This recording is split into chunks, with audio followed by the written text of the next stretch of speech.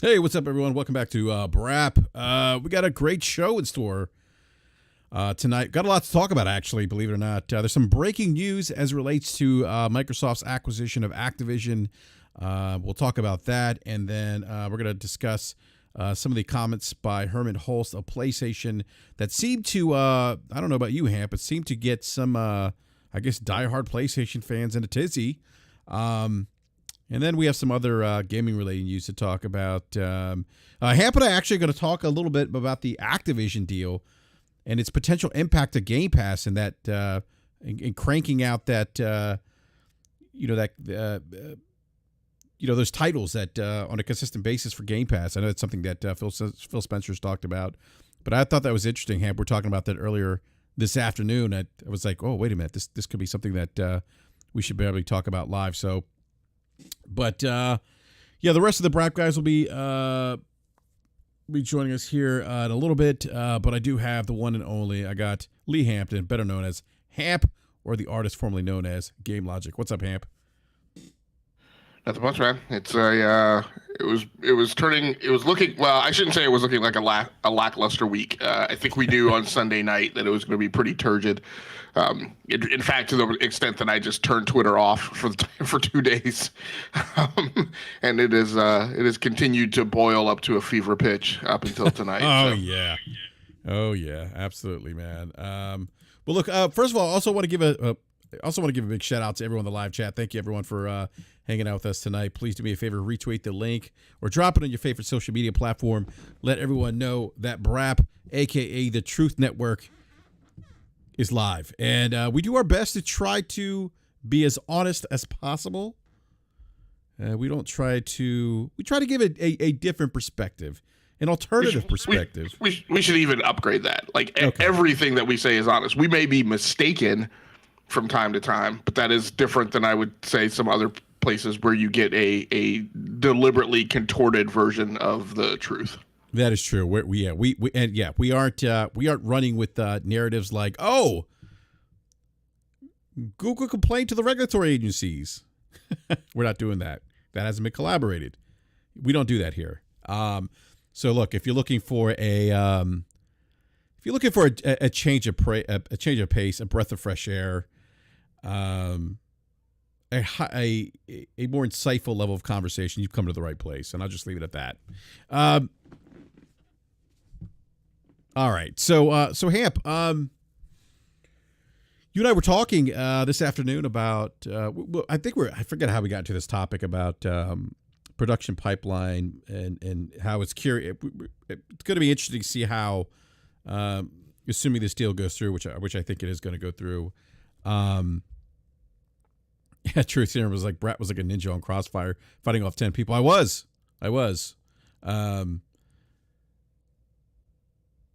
But so I forget how we got to this topic, but we're talking about how it's going to be interesting once Microsoft has these 30 studios. How are they going to manage those studios? What it's going to mean for Game Pass? And you brought up a great point that Activision could maybe be the blueprint for how Microsoft can deliver. Was it a game every quarter? Was that what Phil Spencer said? I don't remember. Was it a quarter? I think it was a AAA game. I think the line from their strategy meeting, was it 2019? I think it went down that summer, maybe. I think the line from that meeting was that that they wanted one AAA first party game per quarter showing up in Game Pass was their production target. Gotcha. Okay, and so part of that Activision deal, like we were discussing, like Activision, what do they do every year? They crank out COD, the behemoth COD, AAA game. It's a game that has a campaign component and a multiplayer component. They also crank out DLC, microtransactions. They update. They consistently update the online service, the online portion of the game. And they do this like clockwork. I mean, they're just like a machine. They're just cranking out Call of Duty. And part of this deal, and I could be wrong, Hamp. I haven't really heard that many people well, I haven't heard anyone really bring up this point. And as we discussed with the deal of Sony acquiring Bungie has the know-how to make a live service game. And that's something Jim Ryan talked about. The acquisition, it wasn't just about, bringing in Bungie under the fold and getting Destiny and things like that. But also what the know-how, the talent that that the Bungie could bring and the input that they could share with Sony's first party studios. And I think perhaps the same could be said then, right, for Activision. Activision, like we said, is this machine that cranks out a AAA game every year. And if we think about having to crank out content into Game Pass on a regular basis, maybe the other value add here for acquiring Activision is also the fact that they have that know-how, how to manage the software development to a point where they can crank out a large AAA title on a huge scale on a yearly basis. And I want to get to your thoughts on that, Hamp, to kind of expand on that a little bit. But I want to welcome the Demonizer, Slobo. So why are you the Demonizer? I think it was because people said I was demonizing people. It's the name I had last week. Remember that I was apparently I don't remember demonizing everybody. You were kind of demonizing people today. I was. What did I do today? I don't remember. I don't know. Wow. Old man. Putting up polls. The poll. I mean, look, it actually ended up being option 4, which was where's the days option, because that space was up for a really long time. Shout out to Bari and Persona for having nothing to do today. It was a long 8-hour spaces to talk about. I don't know. Yeah. But so I don't know if you heard what we're talking about, Slow-Mo, but we were discussing, like, and this came up in conversation with when Hamp and I were discussing bringing Activision to the fold, what that could mean for Microsoft, as Microsoft talked about cranking out a title a quarter, feeding the beast that's Game Pass. That part of the value add for the acquisition of Activision isn't just Call of Duty, it's the know-how that they have as a developer to crank out these big games on a yearly basis. So Hamp, and I'll go to you after this too, Slow-Mo. But Hamp, could you talk a little bit more about that? Because I think you brought up some great points when we had this conversation today. Yeah, I think it was really your theory or suggestion, although I definitely agreed with it. I mean, so the notion is that, as you kind of look at the Call of Duty model, which is kind of weird in that, like, everyone knows about that model. Everyone knows how it's structured. It's not like, an ancient secret, like buried in mystery. It's been that way for a very long time.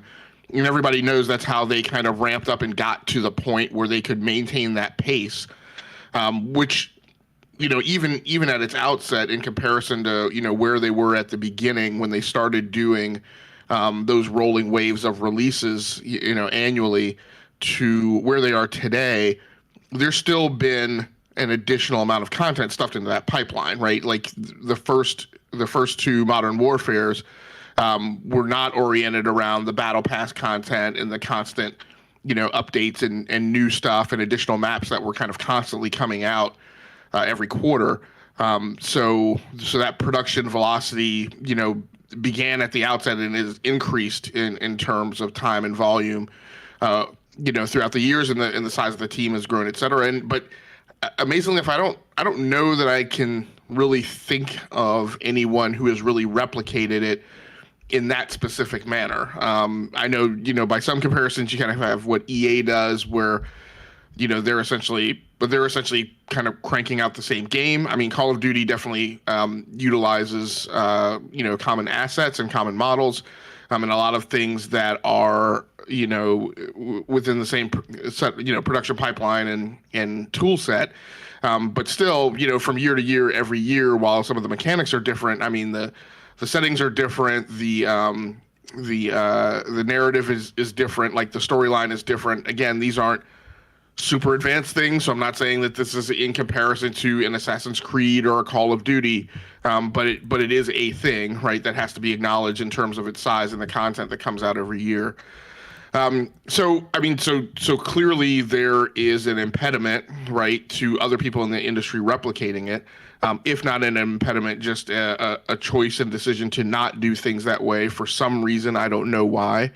So it's tough to tell if it's a matter of can't or won't. But you know, there's definitely the notion that there is value to that, in addition to just the IP itself.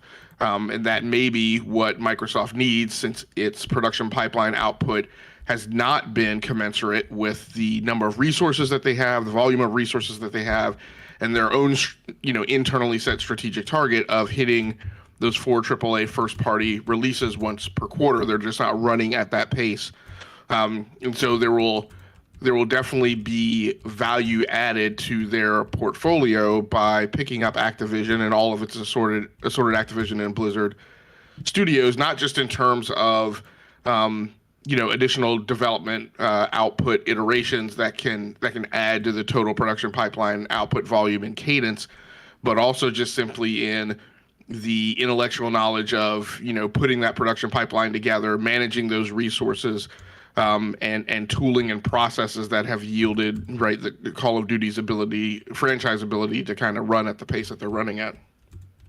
Yeah, no, that's a great point. And I want to welcome a future CEO who, by the way, I mean, this gentleman, I mean, Forte, why you aren't running GameStop is just beyond me. But I do want to welcome you to the show. Good sir.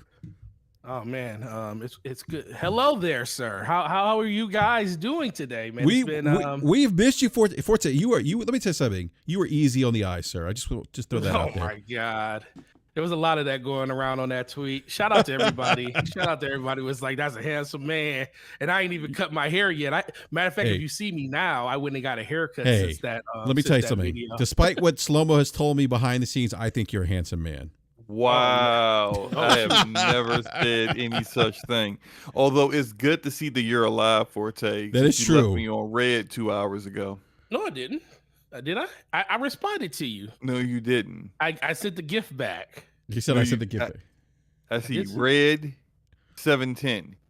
That's what I see. Well, that was at the moment that I was in a parent-teacher conference at that moment. So, okay. So that's why you didn't take care of the things you said that actually, yesterday. Actually, it is in the process of doing some stuff right now. So, you said that last Saturday. I did, but it'll be done before the time this show is up. But once again, man, it's good to be here with you guys. It's been a very, very amazing, incredible, lucrative day for a lot of people, depending on what side of the lane you're on. But it's just it's fun to be here with you guys today. I missed you guys.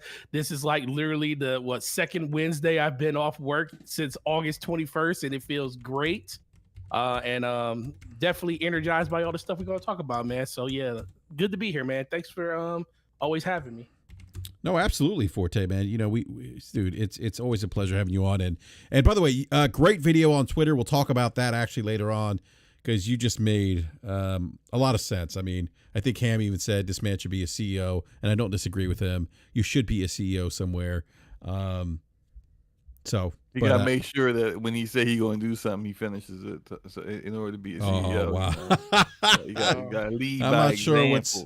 Oh, you're saying that Forte doesn't leave by example then? When he say he gonna finish something, all I know is Slow-Mo came through. It's like, we're gonna discuss this on DPS podcast further. And I was thinking like, oh man, that would have been a great video to drop a plug in at the end of it. Yeah, I was surprised. I wasn't thinking about it. I wasn't thinking.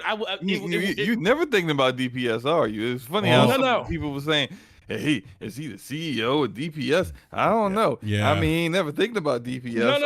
No, because I was thinking more of like I was gonna post a video. I was saying, I'm gonna post this video on my channel, and then I was like, no, I don't want to post this on my channel. I don't want to get it confused. I finally got the you know, I got the wheels turning with Destiny content over there. I really don't want to disrupt that. I was like, this would be a good time just to drop a video on Twitter. So I just did a video on Twitter, and if I as soon as you tweeted it, though, I did think about that slow-mo. I was like, oh man, I literally missed a golden opportunity to do that. So I got to put that in my, I got to keep that in mind when I do that, because a lot of people want me to. I think that's what I'm gonna start doing more when it comes to like the Xbox stuff or just video game news in general. Just drop a little 2-minute video on Twitter and just say it that way, and it seems to get a lot of traction, and people seem to like it. So, and I like doing them, so it's cool. Yeah, no, it was a great video. People like it. People like it because you're nice.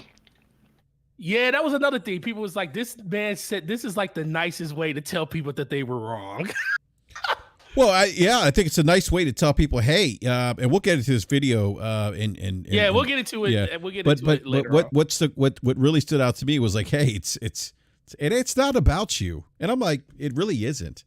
It's bigger than you, and if you think it's about you, it's probably time to do a little self-reflection. How about the the PlayStation? PlayStation looks at PlayStation don't what did I say? PlayStation they don't us one console owners, they don't care about us. It's like PlayStation don't care about you like that no more, man. You ain't enough for PlayStation. PlayStation need more. They already know they got you. They got you. They're like, it doesn't matter what they do. Yep. You're still buying a PS5, a PS5 Pro, a PS6, a PS6 Pro, a PSVR 2, a PSVR 3. You're gonna buy everything that's PlayStation because they got you. They know they got you. Absolutely. And so therefore, they don't need to cater to you because you'll always be here. Exactly. Companies don't always. Companies are doing things to, like Forte said, and I'm not trying. Well, we won't give away too much. No. But like you said, but like you said, Forte, there real quick. Companies are in the business to make money and make more of it. And there's only one way to do that. So, but yeah. So we're going. So we were talking about Activision, Forte, and how we think. Hamp and I were talking earlier today. We think that maybe the big benefit for Microsoft acquiring Activision is that they have the know-how to crank out a AAA game every year, like clockwork, man. They're just like a factory, and not just a AAA game, but a game that has campaign, multiplayer, microtransactions, and then also have a live service game in Warzone. So there's that piece of it too, and perhaps that know-how could bleed into some of the. Don't say it. What's that? It could bleed into what? Other Xbox studios? Yeah, they could provide that knowledge, that know-how. We heard the same argument in 2018 when they first acquired these studios, and we were hoping that Ninja Theory, Obsidian, Playground Games would bleed into Undead Labs and Compulsion and 343. No, I'm gonna shut. Look, I hear what you're saying, and but this is the thing. I'm not the type of person that's going to die on that hill hoping that happens, because you're absolutely right. It should. This is something that PlayStation has been doing for quite some time. When they have new studios, they share tech, they talk to other developers inside of that tech, and they'll use different engines and show people how it needs to work, especially when it comes to like the Decima engine and everything like that. There's a lot of cross communication between those studios. But we also got to remember, man, so Activision has 9 studios, something like that, working on Call of Duty. Those studios are busy. They busy. It takes a lot for them to make one Call of Duty every year. That's why they have so many studios doing it. Now, if they ever get to the non-annualization of the game, absolutely, they probably could peel some of those studios off and like use them as support studios to help in other projects and stuff like that. And I can definitely see that being the case. But I want Microsoft to fix their first party problem first. And their first party problem is their Xbox game studio problem. Like, yeah, all of these studios are underneath that umbrella for the most part. I mean, Bethesda's under their own, and Activision probably will be for themselves. But studios like 343, y'all need to do a clean wipe on that studio. Like, y'all need to really, really work with these studios that have been having a hard time in producing quality games. And I don't want you to say, oh, well, we're going to have this A studio or B studio come over and help this studio. No, these studios need a makeover. And once you do the makeover on these studios, then you could kind of bring other people into that culture. Because right now, I don't want to see High Moon Studios intermingling with 343, because that might mess High Moon Studios up in the end. Yeah, I don't want to see that. I think you guys are articulating it significantly differently than we were discussing or we were thinking about. I'm not talking about a cultural cross-pollination. Okay. I'm not talking about developer from Studio X going and sitting with developer from Studio Y, right, for a 6-week time block of temporary duty, right, to help them, right, and do knowledge transfer and that type of stuff. What I'm talking about is what are the building blocks, right? How was the production pipeline constructed from a tooling perspective, from a process perspective, from an organizational structure perspective, right?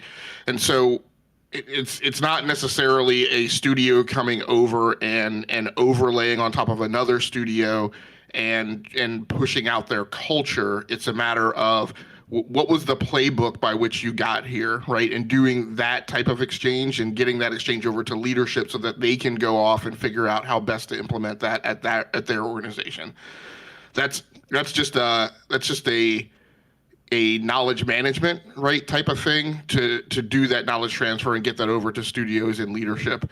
But the other thing is that needs to go hand in hand with that, right, is, and I've mentioned this before, Microsoft has to figure out how to true up the differences and the delta between its strategic desire, right, if it truly is that one AAA first-party game per quarter, right, which is a hardcore production metric that does not true up, right, with the other thing that they currently preach, which is that the studios are going to be creator-led and basically are going to do whatever the hell it is that they want to do.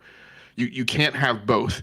If you're going to hold people's feet to the fire and expect them to have productivity output so that you can set out a roadmap and say, look, I need to hit 4 games per year coming out on time to get into my subscription service, because that's the other thing that they're going to be foist on their own petard with, is that they've put out the subscription service, and to keep a subscription service a viable going concern, you have to continuously restock the shelves with attractive content that makes people feel like it's of value for them to be in the subscription service. And for some of that customer base wants first-party AAA games. Not their whole customer base. The customer base that stayed on board and hasn't left Game Pass is satisfied with their current production output. But some of them who left, want something different. And some of them who have not onboarded yet want something different. And so to fix that problem, you have to erect an efficient process, an effective process of portfolio management, which means you have to have people come to the flagpole periodically every month or whatever and report out on what their metrics are and where they are in their production pipeline and where they are in schedule and where they are with budget. And you have to drag them through the coals and ask them questions like, hey, you're underburning your budget right now, which is great. However, you haven't produced as much code as I expected you to. That tells me that you're understaffed. That tells me that your team is not burning billable hours at the pace that they're supposed to. Therefore, you're not going to hit the schedule where I need to have your AAA game come out in, October, Q3, Q4, right, of 2023.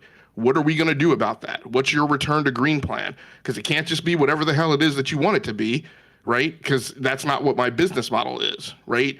You can't let studios run around and be flipping Polyphony, who puts out Gran Turismo once every 7 years, once every console generation, and gets away with it and doesn't have to answer for it, right? That's not the model you have.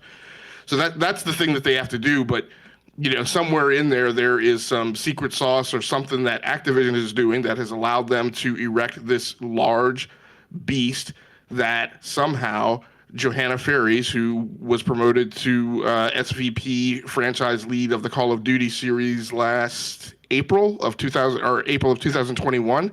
Yeah. Right. And she's not the one who built it, right? So other people built it, but she's in charge of it now. That somehow allows her to keep that thing on the rails without having misses and whiffs. And even when they do have misses and whiffs, gives them the contingency capability to do something like say, hey Treyarch, I need you guys to pinch hit and go 2 times in the batting cycle, and Sledgehammer, you guys are off the field for now. You're going to get a redo and be able to come back the next time in your production cycle. And Infinity Ward, although you're not directly impacted by this, I need you guys teed up ready to go at your regularly appointed time. Right? That's not a small thing to do with what you just mentioned, right? With the fact that they have 8, 9, I don't know what the exact number is, 6, 7, 8, 9 studios working on it. Yeah, working on Call of Duty. That is nowhere near a small thing to pull off, right? No, and to do it without skipping a heartbeat. So that's the type of knowledge that they need, and they need that at the top levels of leadership at Matt Booty's level. 343i is a large operation that apparently hasn't, been able to get out of their own way to do what they need to do, and so they need that knowledge and that information of how all of those things are engineered from both a tooling perspective and from a process perspective. And then the last thing they need to do is, my personal recommendation is, I don't know what sense it makes to put something this big together and to not consolidate resources. It doesn't make sense to me to have all of this stuff theoretically going to one place and to not have a common set of tools and a common set of resources, and to reduce some of the redundancies and gain some proficiency. We go back, I think a couple of weeks ago, maybe, I think maybe Slow-Mo, you and I didn't get a chance, but this was part of my challenge to you're mentioning about how horrible frostbite is. I'm like, part of the frostbite problem is the way in which frostbite is managed. And one of my things is you can't have frostbite and tell everybody in the corporation that they have to use it, and then leave the frostbite team who develops that tool set and the engine, and leave them resident at DICE. Because the managers and the leads from DICE, every time that team is trying to deal with something to support some other remote EA studio, a manager from DICE is going to get up and physically walk over to that office and say, no, this is your priority. I need you to focus on my game. You have to decouple that team from that leadership. You have to preferably geographically move them if they're not still all working remote, right? But you have to remove them entirely from that chain of command, and you really need to put them underneath somebody who has the backbone to make sure that type of stuff doesn't happen. If you're going to make an engine that everybody's going to use, you have to erect a regime that allows it to be used fairly and equitably, and not to constantly be diverted when other people need to be attended to. Which is exactly what happened with Frostbite and EA, because there was like all the reports that came out where that BioWare could not get in. Like they were told by EA, their EA producers, you have an issue with Frostbite, talk to DICE. They would talk to DICE. It was like this cycle where DICE was supposed to have some engineers that would basically be on call for them to help them figure out Frostbite. But every time they called, it was, no, we can't do that right now. We're helping FIFA. We're helping Madden. They're in higher priority than you because they generate more money than you do.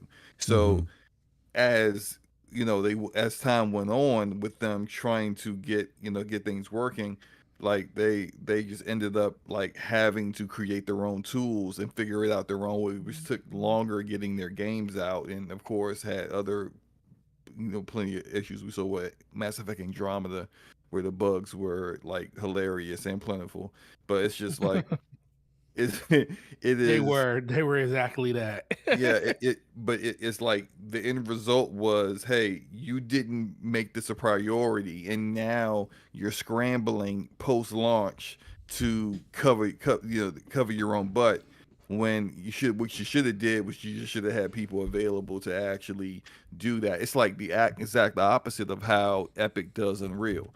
Epic has an entire department where their entire job is to help developers who have licensed Unreal understand the engine, help them fix issues, because it is imperative upon them that their games come out looking good and are relatively as bug-free as possible, because it's their product. Like, it's not just the game, it's the game running on their engine, and that's their reputation.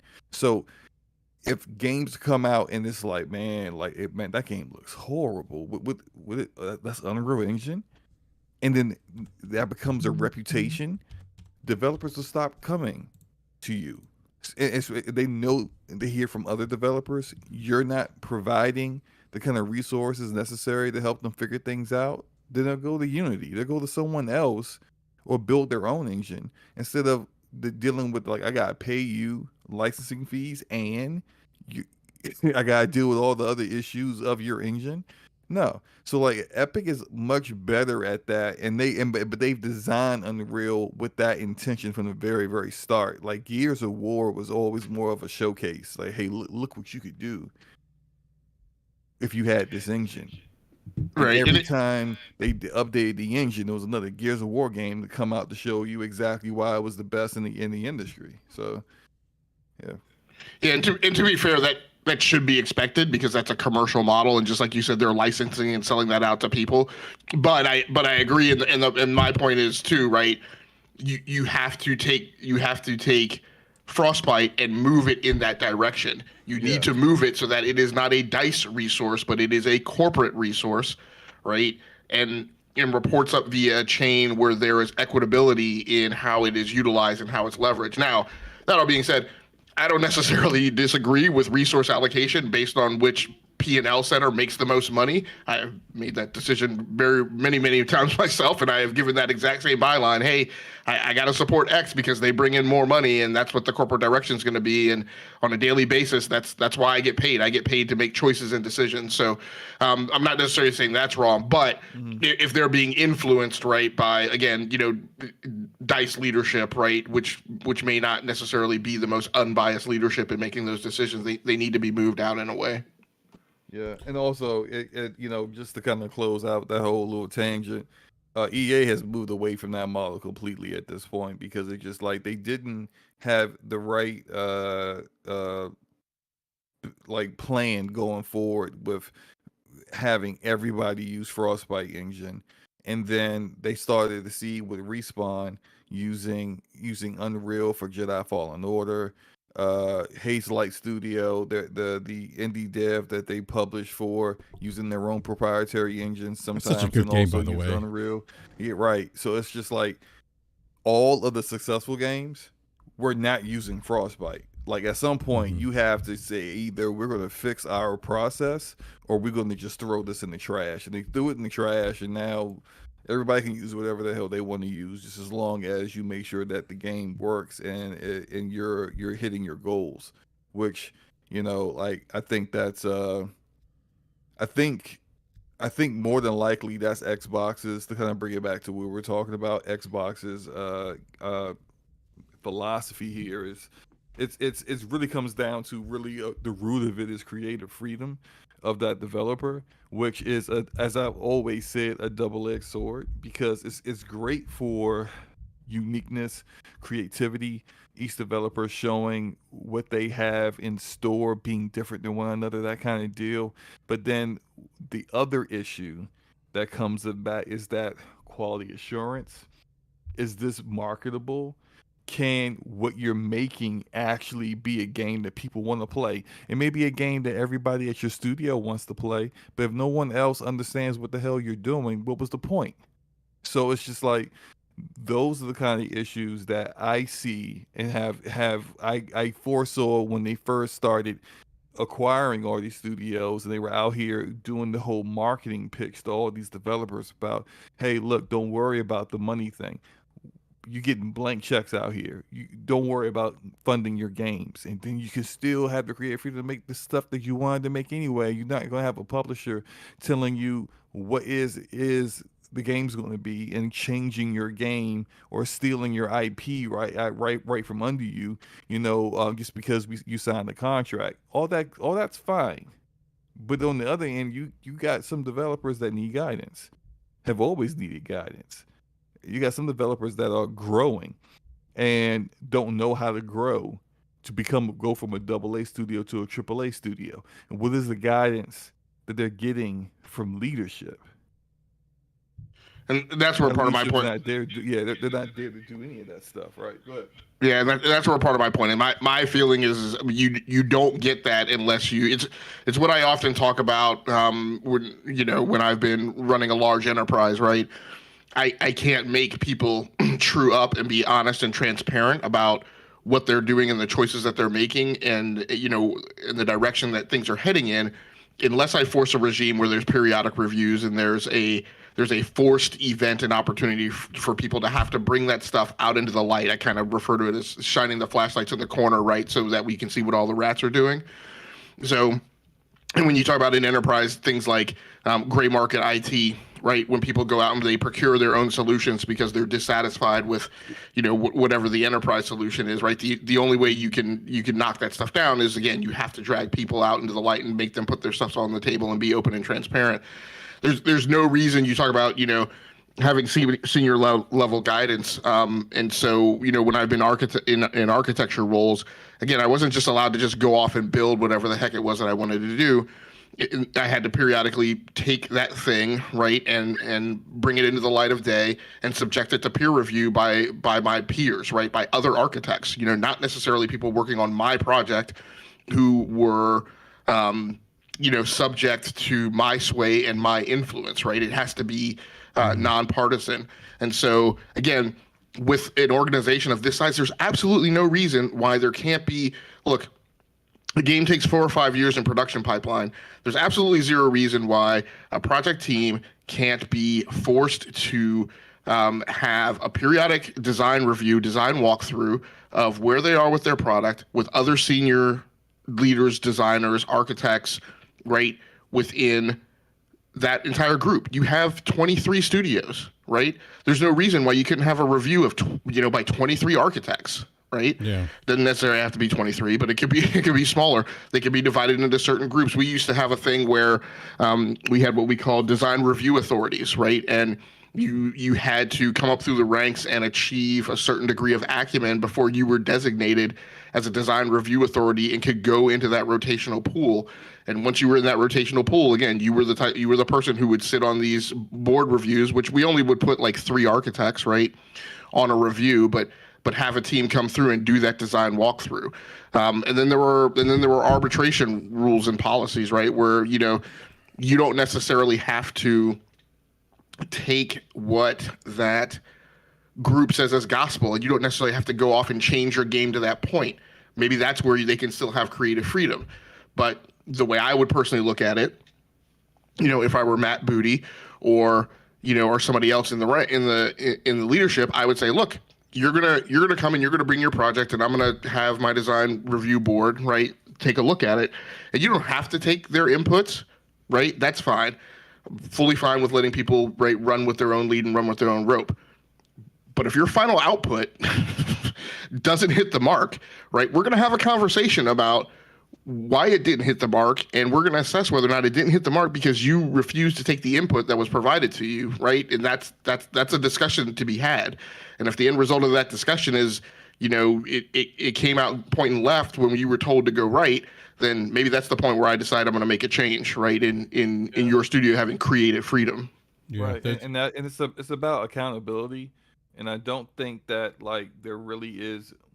I mean, look, this is all of us on the outside looking in, you know, our thoughts on it. But I don't think there's a lot of accountability there at Xbox Game Studios right now. I could point to 2 examples of that in particular. So, Rare. I'll use Rare, and then I'll use Playground Games. Now, not necessarily accountability, but necessarily like the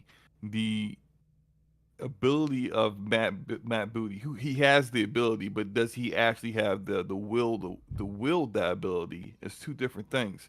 With Rare decides to unveil Everwild, and we see this trailer, and it looks interesting, definitely unique. You know, we got like glowing antler deer, and we got, you know, people prancing around fires, and it's like very unique art style as Rare tends to do. And it's just like, okay, all right, that was something. And then you find out later on they don't know what the game is. So why did you show it? That should have been the first thing Matt Booty would have asked him, like, oh, this looks cool, but what is the game about? And they would have been like, we don't know. And you've been like, well, you can't show that. Exactly. It's like, look, you're the decision maker here. Yes, you gave them creative freedom, but like you gotta have something that actually people want to play, that people understand what it is. You don't even know what it is. Like you have to actually guide them towards a something. And instead, well, we have no idea where Everwild is right now. The lead director on it left. The game has like gone through a reboot, and it's just like, well, what is it? No one knows what it is now. Playground Games. I've said this before, and Matt, like for some odd reason, proudly proclaimed this at what was it at? It was at Gamescom. At PAX. Well, maybe it was PAX. It was at Gamescom or PAX. But when he's like, yeah, you know, like Fable's looking great. It's looking great. I wanted to show it. But you know, Playground Games told me no, we're not showing it right now. What? Like you didn't tell them, hey, no female characters in the game, no female protagonists in the game. You didn't tell them how to change the story. You didn't tell them, force them to do first person view instead of third person. All you wanted to do was show the damn game. And you don't have the balls to tell them, no, I'm showing the game. I don't give a damn how you feel about it. It's not impacting your development. You already showed me this. I want to show this at the next Xbox or whatever. Like, this is it. You're the freaking boss. Be the boss. And it's just like, if you're not going to do that, again, it's that double-edged sword. It's going to be those studios like Obsidian who really don't even need the oversight. And Double Fine really don't even need the oversight. They know what they're doing. They got veteran leadership that's been doing this and thriving for decades. They're good. So they'll be fine. Probably Ninja Theory as well. But then you got your Compulsions, your Undead Labs. They're still trying to figure out what their culture is. The Initiative, completely brand new studio, brought in all these chiefs, not enough Indians. And it's just like, so what is the culture there? Where's the guidance? Some of the, like, out of all the reports that came out about those studios, a common theme I saw was developers that left was just shocked that like nobody at Xbox ever stepped in and just nipped things in the bud. Yeah. Hey, guys, warring on this, stop it. This is what's going to happen. Keep going and work. None of that ever happened. Yeah. So it's just, if you talk about bringing in Activision, where are they coming into? That's what I said. I don't want them a part of that mess. Yeah, because you're bringing them into this dysfunctional like system where it's a free for all. You're doing whatever the hell you want, and really, is Matt Booty actually really going to tell Compulsion Games, hey, look, you struggling right now. Why don't you go talk to High Moon? He ain't going. He ain't saying anything to them. If that ends up happening, it's because they decided out of their own volition to go do that themselves. Yeah, real quick. That kind of go ahead, man. Yeah, I was gonna say real quick. B Money's here, and I just want to welcome B for like 30 minutes. I know. I just wanted to welcome real quick. What's up, B? The man went and got a coffee and came back. Yeah, B's like, I'll be back. Yeah.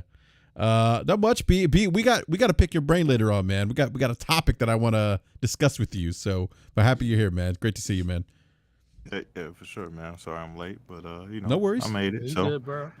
a lot of great conversation going on here. So I just kind of sat back and was a listener for a while. So no doubt.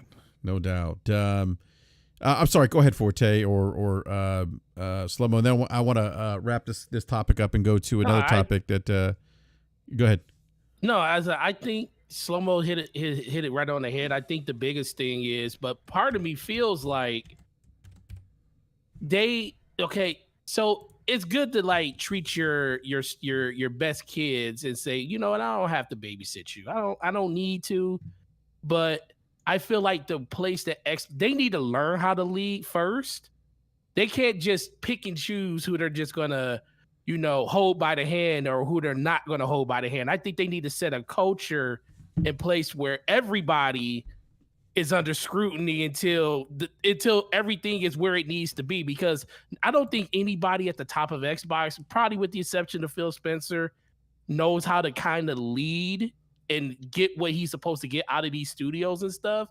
Because I just feel like I always say you can't sit there and tell one person that they need to do this, but allow everybody else around you to do whatever they want to do. That kind of sets in resentment across a lot of different disciplines inside of your studio stuff. I mean, I definitely know it happens at the workplace environment when it comes to the stuff that we do. You know, everybody feels like they can do their own job. Everybody feels like they don't have to be babysit. But at a certain point, when you're a brand new manager coming into a situation, you're not going to just take the word off of everybody else that's around you saying, oh, Studio A is good, Studio B is good. You could just let them do what they need to do. Well, shoot, I need to see that for myself. I need to be able to go in there and say, okay, this is what the direction we're going in. This is what I want to see. These are the type of updates I want to see. Like Hemp was saying earlier, I need to make sure that you guys are staying in the green and you're staying on point when it comes to your deliverables. Are you hitting those billable hours to make sure that you're not falling behind schedule? I need to micromanage you like hell until I know I have a system in place where I don't need to do that no more. And you don't just do that with one studio or two. You do that with all of them until you know that you got a solid foundation. So it sounds good that we can say Ninja Theory should be able to do this and all these other studios should be able to do that. But Microsoft's head of all of these studios isn't equipped to do it yet, because they don't even know how to do the job completely yet. And at least that's what it seems like from the outside looking in. So I think they should just tighten the reins on everything until they actually get to a point where they can finally say, we're in a good place. We know what our deliverables look like for certain studios. We know who can do what, and we know what type of timeline they need to be on when they get that stuff done. Then you can loosen those reins. But right now, Microsoft, I feel like they have to be kind of stricter with everybody, mostly just for the good of all of the morale at these different studios, because that's how it is in any industry when another person comes in and tries to make sudden changes or just become a part of a team that they never were a part of before. They're looking for leadership. They know how it worked before, but everybody expects change when something else changes at the top of the ladder. You always expect somebody to come in and do something differently. And when it doesn't happen, you fall back on your morals. You'd be like, okay, I can breathe easy. This isn't the time for people at Microsoft to breathe easy, because we're going on a full calendar year when no first-party exclusives have come out. We're going on a year and a half to 2 years where one of the biggest franchises in gaming history is almost a bust right now, and they almost got to forget that the game exists so they can make a new one. So that's the situation they're in right now. They need to kind of own that, and they need to build these studios around that thought process of saying, we're not gonna let this happen again. Well, look, Forte, that's what we're gonna do. I hear Slow-Mo and I hear his point, but we didn't put him in charge as VP of operations of Xbox Studios, so we're not gonna do that. We're gonna do what you said. Everybody's gonna have to come during some frequency that we agree on, and everybody who's in charge of everybody who's in charge of P&L, who's responsible for money. And that's the bottom line accountability, is going to have to come and report on what the status of their portfolio is, right, in terms of budget and in terms of schedule. And then Slow-Mo, since he wants everybody to have their damn creative freedom, he's going to be asked to go out and do design reviews with each team to make sure that they're on track from a creative perspective, right? And between those two things, there's going to be a convergence point where we're going to be able to periodically get together and exchange notes and say, look, it looks like these people are falling in the crevice and falling in the gap. So we're going to do whatever we need to do, more frequent reviews, more periodic on-site visits to check on their status, see where they are, right? More opportunities to come and assess what's going on at that studio. By the way, includes things that we need to do to not just take people's word for it, right? And know and be sold a bill of goods that everything is all happy, right, and on happy path, and then wind up having people, right, going to HR, right, like the State of Decay studio, telling us that is not the state of affairs, right, at the studio. This is what's actually going on. So basically, Forte, Slow-Mo, leadership, Xbox is going to be solid.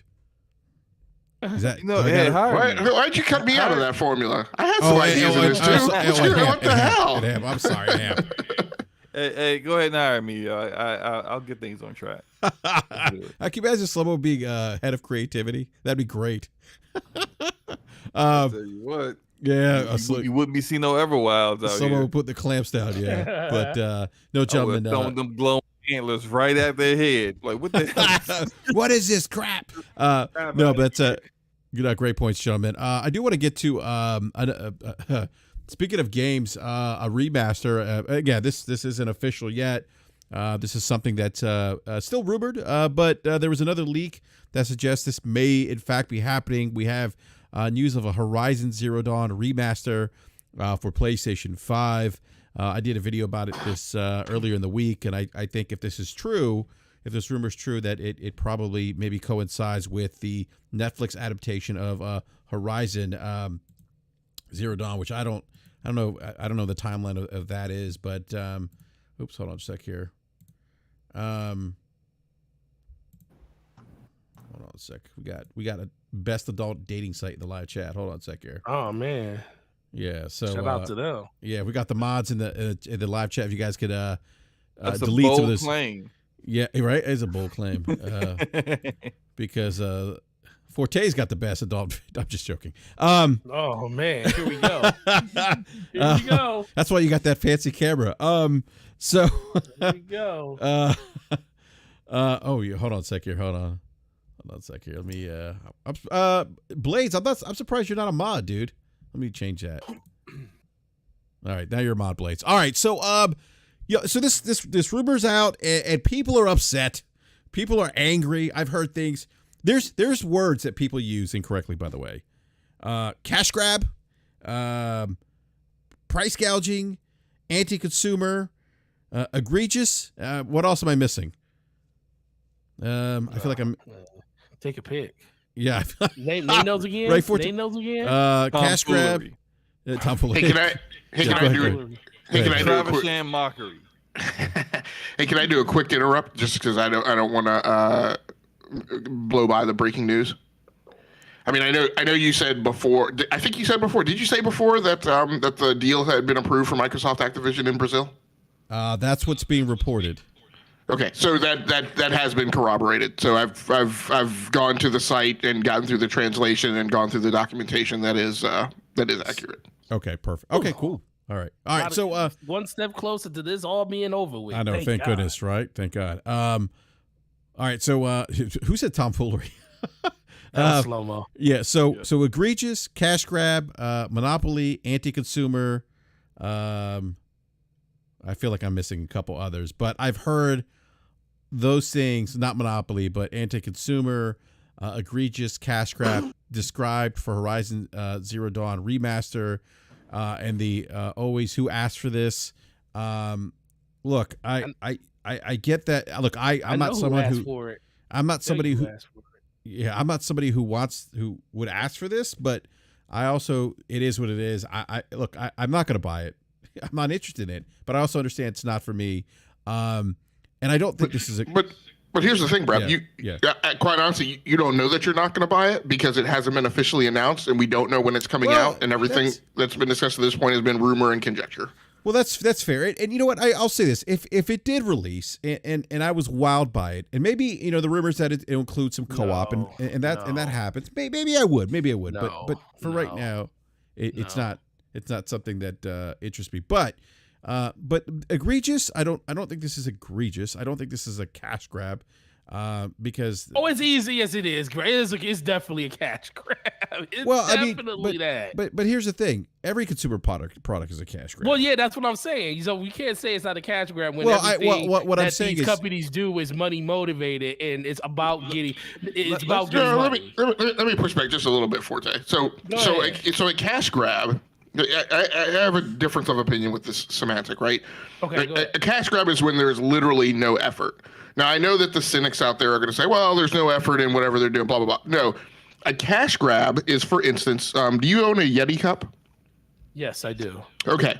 A Yeti cup is a cash grab. It absolutely is. A Yeti cup actually comes off the same production pipeline, right, as those Ozark cups that are sold in Walmart. It is literally the exact same cup. It comes off the trolley, it gets to the end of the conveyor belt, it gets brand stamped with Ozark or Yeti, and it goes out in two different directions, and one of them winds up on Amazon and you pay $50 a pop for it, and the other one winds up in Walmart and you pay $10 a pop for it. That is a cash grab, right? It's not a cash grab when somebody actually puts effort and hands-on keyboard to actually do something. Now, you can have all sorts of arguments about what that level of effort is and what the cost of that is. But my point is the cost is not zero, right? And the time is not zero. And so therefore, I don't equate that to being a cash grab. A cash grab is when you literally exert zero additional effort, right? And you, quite honestly, you could actually argue that you falsely label something or you misrepresent something, right? And you then sell it for a difference of price. Sounds like some content creators. No, you know what? He's absolutely right. By the letter of that definition, hemp is right. But you know what? it's not. It may not be a cash grab, but this is Sony knowing that they can do this because people support it. Yeah. And this is why they're doing it. So it's not a cash grab, but this is them taking advantage of their player base, knowing that they're going to buy it. Knowing they're going to buy it. So it's no big deal to them. What you about to say, Bobo? If somebody came to you and said that they want to pay for your grass clippings, I'm giving them to them. Every time you cut your grass, how much? Are you going to give it to them? Are you Absolutely. Going to sell it to them? I'm going to take their money too, happily. Exactly. And that's exactly what this is. It is exactly what it is, and that's why now that Hemp said it the way he said it, sometimes you just gotta, take a step back from the scenario and be like, okay, listen to everything that's going on around you. Be like, you know what? That makes perfectly sense what you just said. But ultimately, it still comes back to the fact that the reason they're doing this 5 years after the game came out is because they know they can do it, because they know everybody's going to go out there and buy it and at least make enough money back. We don't know exactly in what form this is going to be. What if it's like the Uncharted games, Uncharted 4 and Lost Legacy, which admittedly came out around the same time as Horizon Zero Dawn, right? And what if though it's like, just if you already own the games, then it's just a $10 upgrade for better textures and a couple of different changes to Horizon Zero Dawn, maybe fixing the facial animations, which were terrible, and hopefully maybe fixing some of the that's rumored to be fixed, by the way, Slomo. Yeah, that's part. All right, well, that should have been. That should be I already got the definitive priority number one. It's called PC. But yeah, I already own it. yeah. So for some people, this might be not anything, and of course there are people saying, oh, but like there's the TV show that's coming out or whatever it is that they're doing with the IP, so they kind of want that to coincide or come out around the same time. So kind of doing what CD Projekt Red has been enjoying with the games that they came out with. Every time a new season of The Witcher comes out on Netflix, The Witcher 3 spikes in revenue on every platform that it's out on. Ever since Cyberpunk Edge Runners came out on Netflix, Cyberpunk now all of a sudden people just want to forget how bad the game forgot was. What happened. And it's just they want to enjoy like The Witcher. Like the reason why they updated. People want to be part of the ecosystem. And that's right. The reason why they updated Last of Us Part 1 is that they didn't want people going to see this TV show on HBO and be like, man, I want to actually play the game. And then they play the game and it looked like ass because it's old. So they updated it. But like my whole thing here is like, it's the level, it's the price at the same level of the amount of difference between the original and whatever you're doing. Because Horizon Zero Dawn, despite the whack facial animations, like it's still a pretty game. It's still a better looking game than the majority of the games that come out in 2022, and it's a 5-year-old game. So you really like if the Horizon TV show came out today and someone said, hey man, this story's kind of fire, I want to play the game, people are gonna be like, this game is ugly. That's not happening. Not with the Decima engine. So it's just like it really ugly. just depends Yeah. on the level of work they put into it, what they price it at. And those are things that we have no information on right now. It's just a lot of speculation based upon how people feel about Sony doing a ton of remasters and remakes right now. People feel like, oh, well, you're gonna do it like The Last of Us Part 1, or you're gonna do it like Demon Souls remake, and that's the case.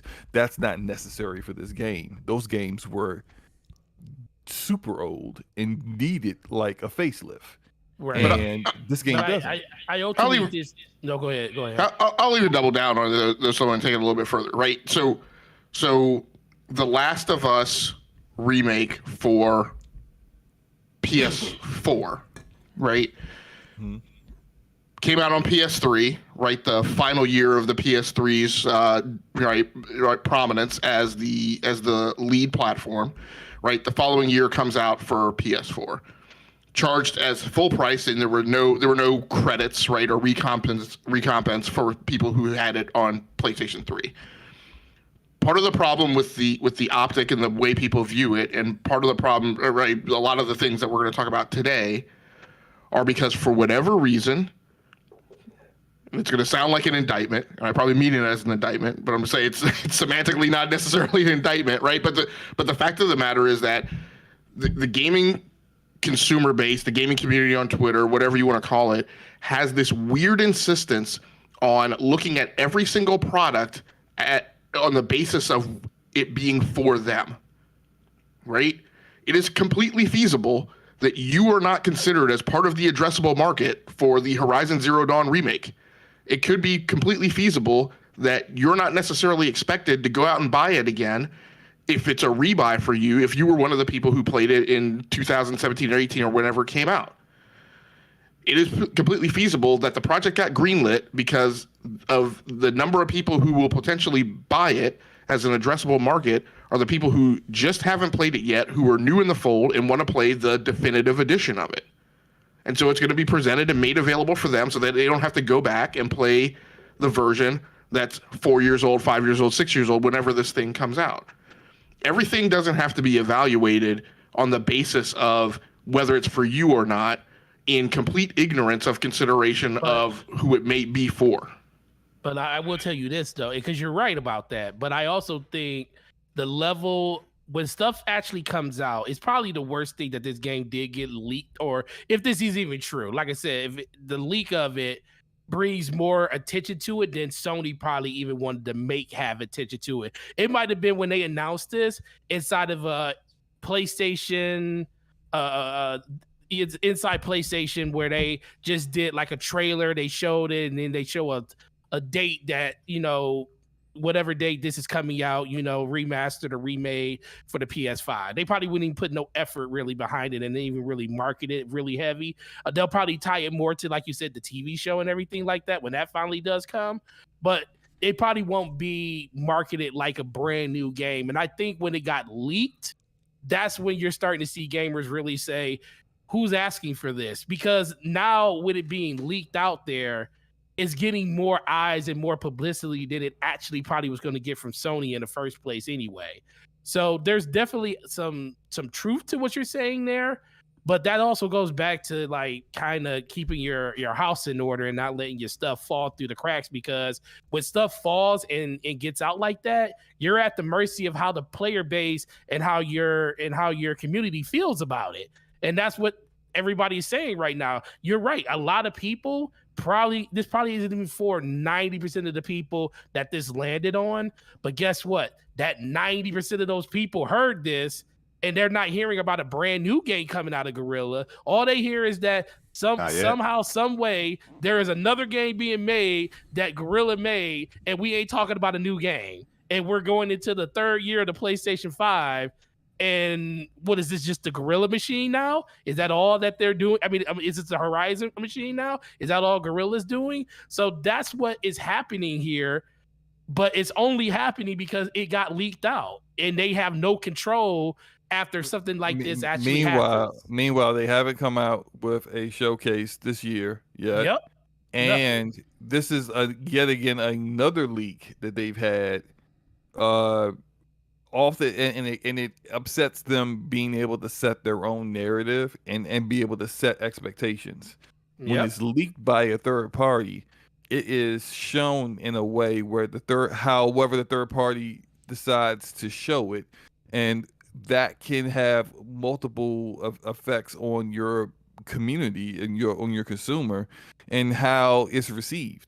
But that's on you, one, for allowing the leak to happen, and two, for not showing it, in a timely manner anyway. Like the fact that, like, I'll go back to The Last of Us Part 2 and the fact that Factions wasn't going to be a part of it. They knew that for a while and sat on that information for whatever reason. They'd already gone as far as separating out and creating a completely separate like team specifically for the multiplayer and started hiring people for it. You already knew you were invested in that, and still they said nothing. Then it gets leaked. Now they gotta go cover their butt after the fact. These are communication issues that they have. It has been, I would say, a part of the Jim Ryan regime ever since he took over. There has been multiple issues with communicating things properly. Like sometimes it's been like things that's not really even their fault, not even like a bad decision. It's just how you communicated it. It was like the whole PlayStation poorly. Stars stuff. It's not horrible, but stuff. it was just bad the way they announced it. So now the $10 difference stuff. Like how is it you have all these graphics for just explaining why, if you have to spend $10 in that, why do you make it so complicated? Like, why can't you communicate properly? So now you done gone and talk bad about Uncle Jim. So B Money's about to come at you. But the thing I'm gonna say, I don't disagree with either of you. However, I will throw the additional log into the fire that it is the gaming community and the consumer base that is also the rabble up in the stadium seats in the Coliseum, right, screaming for blood. And that's why the Lions are allowed into the center of the Coliseum, right? And this is the environment that allows something like the snitch, right, to come into existence. So I don't disagree with you. There's definitely part blame here on the industry, but there's also partial blame on the demand that the community and the consumer base creates for it that allows for these things to happen. Right. Yeah. B Money, I think you were. I thought I heard you chime in. Did you have any thoughts on this, man? No, I'm good, man. All right. Yeah. I could hear B Money holding back, trying not to get angry at Slow Mo. I wish you'd go ahead and get him though. He talked bad about Uncle Jim. No, I don't care nothing about that. It kind of is what it is, That's kind of my attitude, B. Yeah. Yeah, I mean, like I don't care about that stuff. Yeah. They've had poor communication for a long time. This isn't something that's been new, so Not at all. Yeah. It's the PlayStation way, you know what I mean? But then when they come with the showcase and everybody's, tearing up the timeline and it's got, 20 million views and you know what I mean? The whole narrative changes. So that's what they're banking on. Yeah. But the one thing the one thing I'll say too, the things that I find, and I agree with you, B, by the way, you're totally right. Like, we'll forget, many of us want to see a showcase. And some people have been very vocal about the fact they haven't shown anything and are wondering where things are. And I just want people to understand something. Yeah, we've had whatever game shows that have gone on throughout this entire year. How many of them have actually really been exciting? How many people have been like, "Yo, I can't believe they showed that! Wow, oh my god!" Yeah. Like losing these new, like it hasn't happened. And that's why like so many people are like starving. You're like, Sony, say something, please. Do something. Show us something, because like this whole year has been dead. Like there's been a few games like here and there. It's like, oh okay, yeah, that looks interesting. Oh okay, I might check that out. But there's nothing that's like blown our face off at all. Yeah, that's true. You know what I mean? There's nothing that's been like the talk of the town throughout this entire year. And we've had multiple game shows this year. and there's been nothing. So a lot of people are, they're starving. Everybody wants that next fix. Everybody, needs that dopamine fix, and they know Sony's gonna give it to them. So they're mad that Sony is not talking a lot, which they haven't been talking a lot since Jim took it over.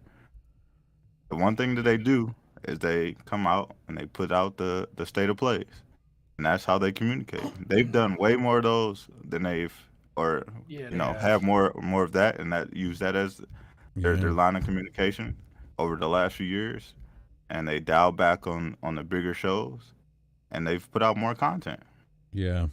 So now people, they've had a showcase since the PS5 was getting ready to release, and everybody's like, "Yo, where's the showcase at?" Just be patient, bro. So that's a good question, B. I want to ask B. Why do you think? So yes, people I think do forget that this is a different Sony. Right. Why do you think, in your opinion, why do you think the communication has relegated itself to just the state of plays and none of the, not even the fact that they're going to have big shows, but not really any singular big show pretty much since they taken over? Well, a lot of it has to do with getting all the back end stuff in line. Like, we got to understand, like, the direction that Sony was taking prior to Jim Ryan being the CEO of PlayStation was a totally different direction. It's the same way that when Phil took over took over Xbox, the direction was totally different, and everybody was like, "Oh, give him time, give him time." Every year we'd be like, "Yo, Xbox, what are you doing? Where's the games at? What's going on?" We did that for like 4 or 5. We've been doing that now. How long has Phil been in charge? We still doing it. Where are the games at? We ain't had not one single first party game this year. Not one. We still doing it. And Phil at the table. You know what I mean? So it's like, I don't understand. It's when Jim took over and all those people got laid off. They were like, everybody was all in hysteria. Like, yo, oh my God, PlayStation letting go all these employees. All these redundant positions that were overseas and all this. He got to get all the back end in order. That's what he's been doing. Now, prior to Xbox even talking about their vision, who was the one who was talking about the same things that they wanted to do before? PlayStation been said they wanted to be on PC. They been said they wanted to be on mobile. That was before Xbox even announced that. Now, Jim is taking the time to actually see that to fruition. And now people are all mad. Like, go back to when that was announced. They had a big showcase about how Sony wanted to be everywhere. They wanted to be on TV. They wanted to have apps on TVs. Like, this was something that was already taking place. Yeah. They already had apps on Sony TVs. They did, yeah. Right. So now that the vision is actually, getting put to use, now everybody's all up in arms. Like, yo, what is PlayStation doing? Like, this is stuff that's been announced 5-6 years ago, almost 10 years ago. But now it's a problem. Yep. We'll talk about that. We'll talk about that a little more too, Bunny. But I agree with you. Yeah, people forget about that. So now, he's getting the back end stuff in order. Mm-hmm. You know what I mean? He's doubling down on, like, we've never seen this much investment in first party. Every single year. What did they announce at the top of the year? We're investing $250 million in the PlayStation first party. We're investing $300 million in the first party. We've seen that every year since he's taken over. Every single year. They're double down. Most of the studios are not making a single game like they used to. Like, Guerrilla used to only be known for Killzone. Yeah. Yeah. You know what I mean? True, like, now they're making 2 games. Yeah. Right. Look at what they're doing to their IPs. Like, Herman Hulst literally just talked about it. How they're expanding on their IPs. They want to get into multiplayer stuff. Mm-hmm. This is stuff that they should have been doing. Mm-hmm. Oh, when we had old heads at PlayStation, what was the philosophy? We gonna continue to make great for single player games because that's what we're good at. Yeah. And look where it led them. Yes, they have a bunch of great single player games. Those games sell for $60 for a couple of months, and then they're $10 after that. And then that's when they start selling, the 15 and 20 million copies. They were making no money after that. Look it up. Most of their games have no microtransactions. Yeah, I remember that when we heard that Days Gone hit the numbers they hit, and we were like, and then the developer came out and said, if you want sequels, you got to support the games, and people were like, they were supporting the games, and we were like, no, man, that game was selling for $15-$20 for a long time before y'all started supporting that game. Yeah, that's right. I remember. What's his? Yeah, you bought it on sale for $25, like the rest of us. I think like Jim, the rest of us, right? And then you know, so it was supported, but it wasn't supported at the beginning. So you waited till the game was $20, $15, and now you talking about you support the game. That's not how it works. And that game was in development for like what, 7 years? Right. Mm-hmm. Yeah. So what you think is just a $60 game? That game cost them hundreds of millions of dollars to make. I know always, what I mean? A single artist makes like $85,000 to $100,000 a year, depending on what their actual position is. If they worked on that game for 7 years, they've made $700,000 doing it. Yeah, I think like that's just basic economics, but people don't want to take the time to actually understand. Plus benefits, plus family. I mean? Yeah, exactly. Look, where we had this conversation. Rely on contractors. That's why companies rely on contractors, because they don't have to pay for, well, depending on the kind of contractor. But if you're an independent contractor, in a lot of different industries, they don't want to spend the money on your medical benefits, your family's medical benefits, all that other stuff. Therefore, they'll pay you a salary, but you gotta handle that on your own. They'll even pay you more than what the average is, just so they don't have to pay that other stuff. And so, like, no PTO. When you're a full-time employee, PTO and all that. So if you're a full-time employee, it's that $85K for an artist on the game, plus all his benefits. You might as well add another $40K on there on top of that. You add that on to the 6 or 7 years that game was in development, and then how many people work at Sony? Been like 100. Yeah. Like, you got, that's expensive. And then for the game to look, I'm not saying people should. I don't even agree with Jeff Ross, who said that when he was like, buy the games at launch. I'm like, bruh, if the people don't like your game, they don't like your game. Right. Like, so it is what it is. Like, but when people are like trying to point at other people and be like, this is why we ain't got Days Gone 2. I'm like, don't. You part of the problem, bro, because that game didn't sell that great, not just because a couple people on Twitter said some things. There was a lot of people didn't buy it, and it is what it is. Like, don't be upset there's the Days Gone 2 if they already know. If people didn't buy the first game and you got a sequel that's going to be based upon story-wise a lot of what happened in the first game, how many people going to buy that? Think about it, really. Probably less than the amount of people that bought the first game, which has always happened to disappointing first IP. Watch Dogs 2, better game than Watch Dogs 1. Which one sold better? That's true. It happens all the time. So it's like they're trying to avoid that collapse of the sophomore game.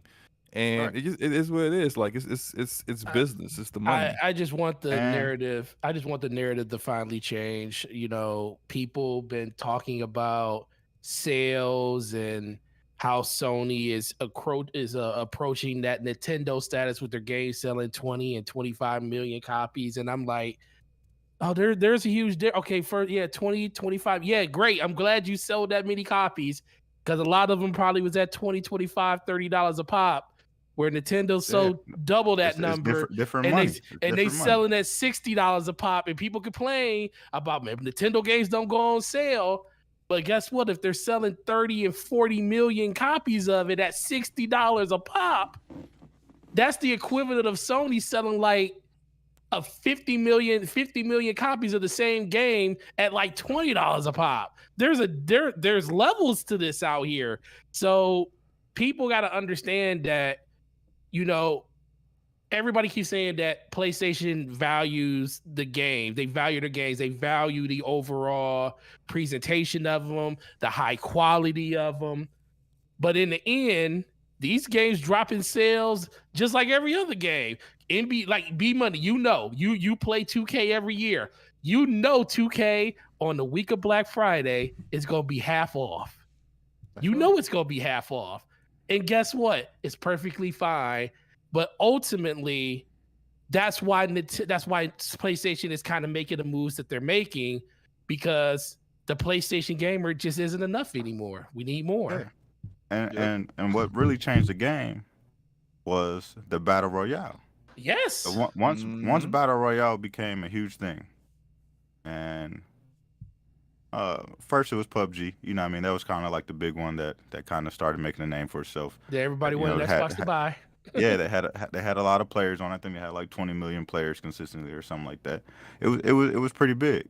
So then Epic, takes a peek around the curtain and it's like, yo, we can do that, because if people don't, people who just started playing Fortnite, Fortnite was not a battle royale when it first released. Nope. Save the world. I mean? It was a totally different game, and I think you could still play the original. You can play it. I played occasionally, because if you bought the Founders Edition, which was basically when it was in beta, you were supporting the game because they didn't have a big budget back then. By spending $40 and playing it early, and you would actually get some of the V-Bucks that, like, the reason why I still play it occasionally now is that the V-Bucks that people spend on the skins and basically what actually funds Fortnite, you can get those by doing just daily and weekly challenges in Save the World. And so it's still there for those who actually spent the money to, it's not supported. It's still on Unreal Engine 4.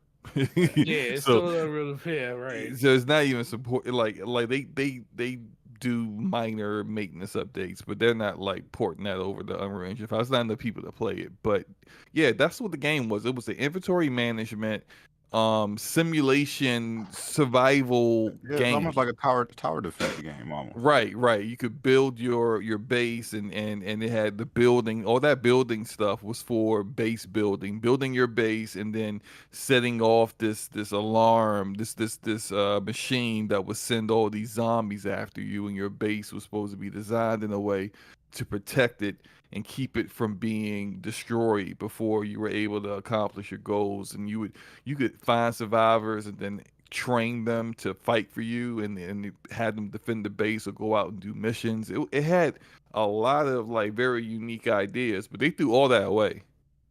Yeah, once they realized the battle royale, they saw the money. Right. They saw the money, and that's exactly what PlayStation did. Why you think they continue to invest in Epic? Because they get a little peek around that curtain too, and they get to see what's going on over there. Why you think they bought Bungie? So they could peek around that curtain and see what's going on over there. And why do you think that's such a huge investment for them, and why they always talk about it? Because they know at the end of the day there's dollar signs at the end of that tunnel. And that's what they're going for. Unfortunately, all the PlayStation loyalists, the console guys who want to wave that blue flag, like Forte say, it's not enough. At the end of the day, this is a business. Yeah, that's a great point. That's a great point, B. Real quick, let me grab this super chat from NeoWise. $2 Canadian super chat says Horizon Zero Dawn is like a $10 director's cut upgrade. Who cares? Thank you for that super chat, NeoWise. Go ahead, Slomo. I was going to say, I actually thought that so I was thinking a little while ago in regards to once Call of Duty is officially in Game Pass and everything, like for the kind of player that the casual gamer who just plays Call of Duty every year and nothing else, like what is their incentive of getting the game through Game Pass? They could spend like whatever the full price is, $70 on Call of Duty, and that's $70 for that game for that year, versus like what is it, like $180 for Game Pass annually. So like they're gonna put something inside the Game Pass to entice people to go do it. Right. And put some skins, something's gonna be in there. It's probably gonna be more Warzone related than anything. And there is a lot of people Warzone's that bigger, do, but they would have to free to play the annual version as well. But what I was gonna say was Fortnite has a subscription mode, right?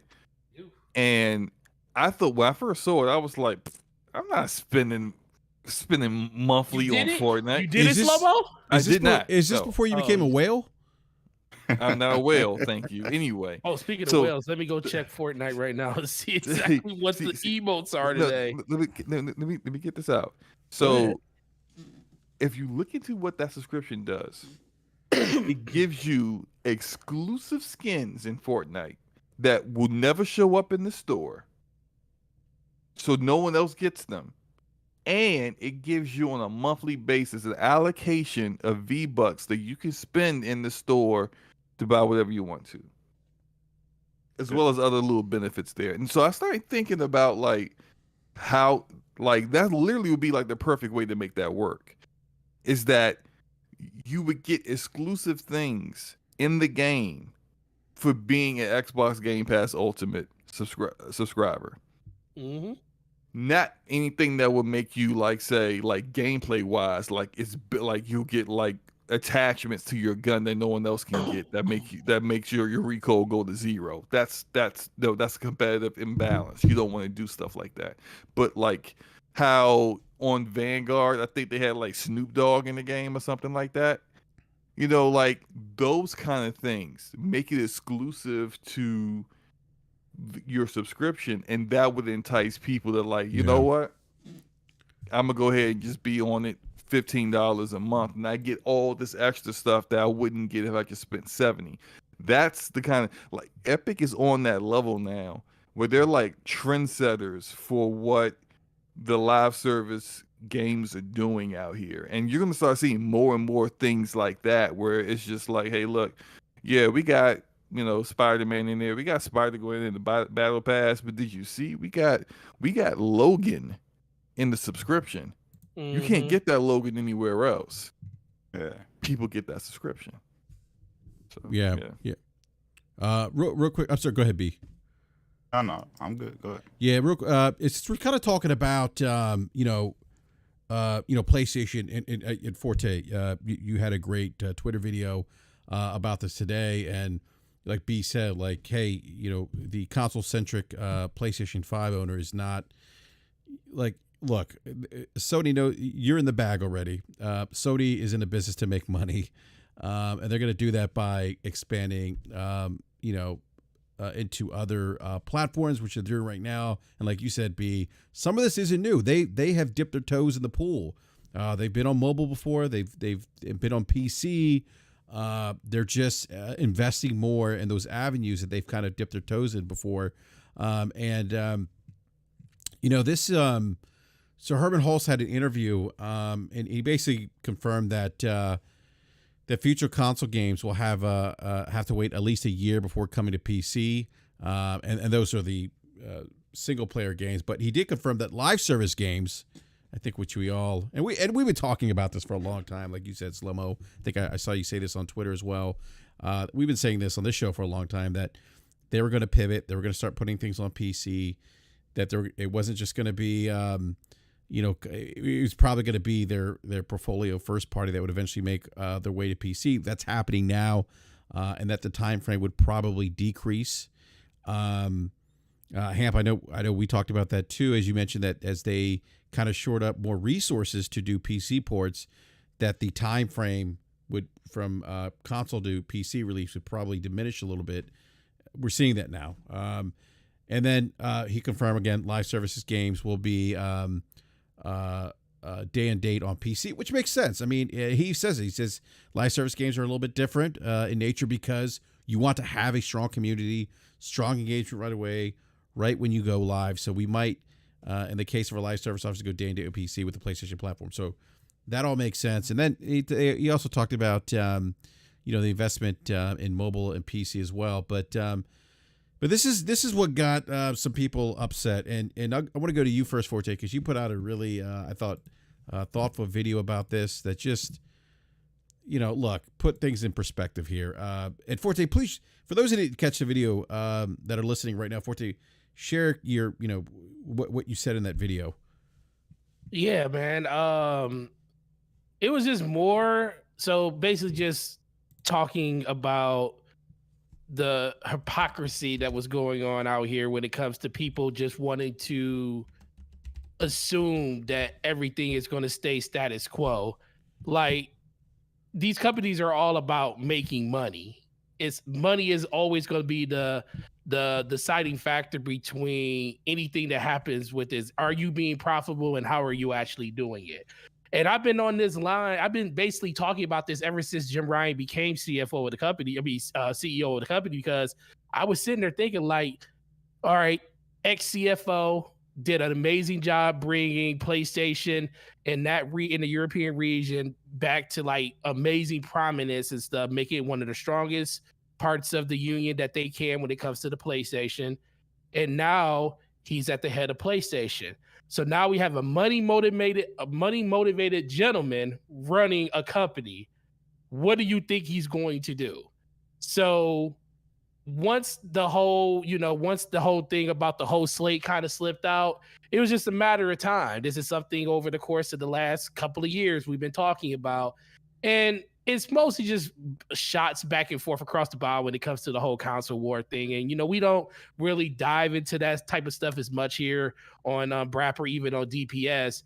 But it's just it's kind of irritating to a point to have these conversations with people, because everybody just thinks they think in black and white when it's really not. It's very simple. You can kind of read where these companies and these developers and all these different things are going if you just pay attention to the ways that they're moving. And over the course of the last couple of years, PlayStation has slowly been doing all of the things that people thought they would never do. Games on PC, remastering games quicker than they ever remastered them before. Just a lot of different ways to show that they want to increase their overall revenue dollar. And today was just another reason just to have a conversation about it, because Herman Hulst came out with an interview talking about, how, the games as a service model games are going to be hitting day and date when it comes to PC and console. Now, I was under the assumption most people knew this was going to happen already, because it's games of a service. I main a game as a service, which is Destiny, and those games thrive off of people playing them. And the more people you have playing those in those ecosystems, the better. So I just assumed everybody was thinking this was a good thing, and they all just assumed that this was going to happen. But oh no, today turned into the Twilight Zone, and everybody lost their freaking mind. And it was just interesting to watch it and be in, different spaces and stuff, just listening to different people, gripe have their opinions about it. And I'm never going to go against anybody, because your opinion is your opinion. If you're upset, you're upset. But the biggest thing for me is I just don't understand what everybody was thinking when these type of decisions are being made. And then on top of that, it also just comes back to this thought process that the piece of plastic that's sitting in front of me, I have ownership into that.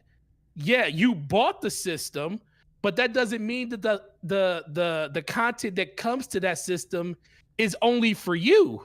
That could be changed at any moment.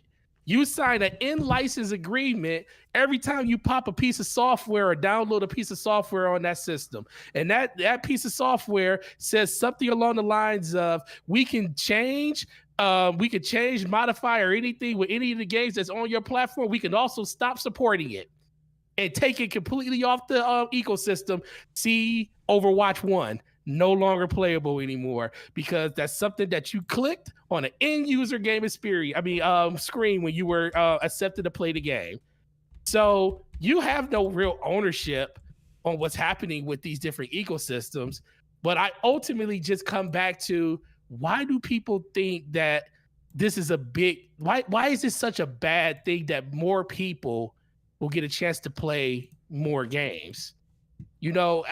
And you go back to the conversation about, and people say with Xbox and stuff, they're absolutely right. Xbox conditioned their gamers back in 2015, because guess what? Everybody on this panel will agree with it.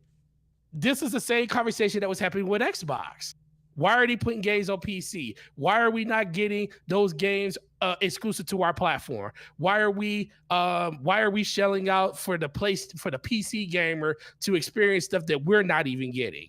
Same conversation that was happening 6-7 years ago with Xbox, and look where we are now. Games played everywhere, play anywhere initiative, play on your phone, play here, play there. And that was the way of the future for Xbox. Nobody said PlayStation was going to do it instantly. Nobody said it was going to happen overnight. We just said once Jim Ryan became the head of PlayStation, these are the moves that he is probably going to make, because that's the way of the future. And if you know the way of the future is, if you actually can see the future, you already knew it was just going to be a matter of time until he got there. And it was just baffling that these games of a service was the catalyst to really show that people are really in their feelings about something that they really ultimately shouldn't be. Just be happy that you're still playing the games on the platform. It's not changing the fact that your games are going to be different. And now I want to see what the narrative is going to be about all of these games, and them saying that games, oh, well, that's going to make games worse because they're on other platforms. So now I'm waiting for that conversation to start now, because that was the same conversation that was happening when Xbox did it. So what's going to happen now that PlayStation is making that same decision? So I just tell people, like I said at the end of that video, I hope y'all have a great day. Hope you have an even better weekend, because this ultimately is going to happen. It may not happen tomorrow. It may not happen next year. But by 2028, when the new Spider-Man comes out, that might be the last game you might get that's exclusive to a PlayStation platform. But guess what? I wouldn't bet on it, because no one knows what's going to happen, because these companies make decisions that's based on their financial future and not your wallet. And that's the one thing you kind of got to take from all of this. Yeah. Real quick, Forte, to kind of you mentioned their financial future. They're looking to gain more people to that ecosystem. They want, like you said, in order for them to generate more revenue, they got to get more people and more people. And you're not going to do that. There's only so many consoles that you can sell. Not that addressable market's limited. Like there's other markets they can venture into that they could put their games on. And I don't like, to your point, Forte, about like the quality's going to suffer. I heard someone say, "Oh, I can't believe this person even says it makes the box less special." No, why? Yeah, like gaming. It's why? I don't get it. Because you're not the only one in this little small, this 200 million ecosystem that can play the games, and you can laugh at the ones on the other side, say, I can only play this game and you can't. That's probably what it is, man. Are people getting into bed with these consoles? I think so. I think they are. I think so. No, did you hear what I said, though? I literally said it in the chat when I posted that video. I was like, listen, I don't understand it, but the one thing I do know is if my wife saw me acting like most of these people were acting out here over a simple thing like games going to a PC, my wife would literally divorce me for caring that much about a publisher or a console manufacturer and their piece of plastic that they make.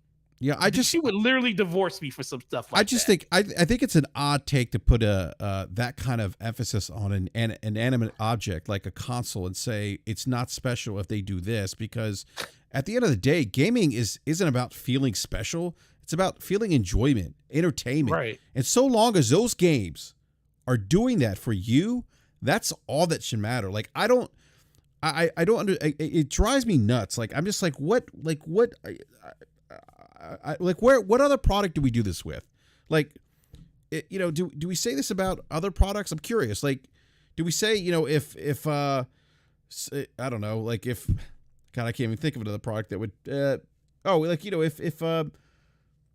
if McDonald's starts selling Big Macs at Burger King, that makes, the Big Mac less special? No, I mean, it's going to taste the same. Listen, I mean, you know what I mean? Like, it's just, I wanted Top Gun Maverick to release on streaming services instead of going to the movie theater. But when they made it go to movie theaters, guess where I went to go see it? A movie theater. Yeah, I mean, I didn't wait. It's like that's at the end of the day, that's what it's all about. It's about entertainment, enjoying the content, playing a good game. I mean, it just I don't get, like, I heard that, I'm like, wow, like someone really just said that. Like it just But the crazy part is when you hear people say like, "Oh, I have everything. I can play everywhere." Yeah. Right. But they so concerned about the game being on their particular box. Like if you can literally play the game everywhere, why does it matter to you? Right. You should not care. As long as they continue to deliver the quality content that they have been prior, that's all that should matter. Exactly. If the quality starts to lack and the games aren't as good, then you should be speaking up saying like, "Yo, I'm not with this."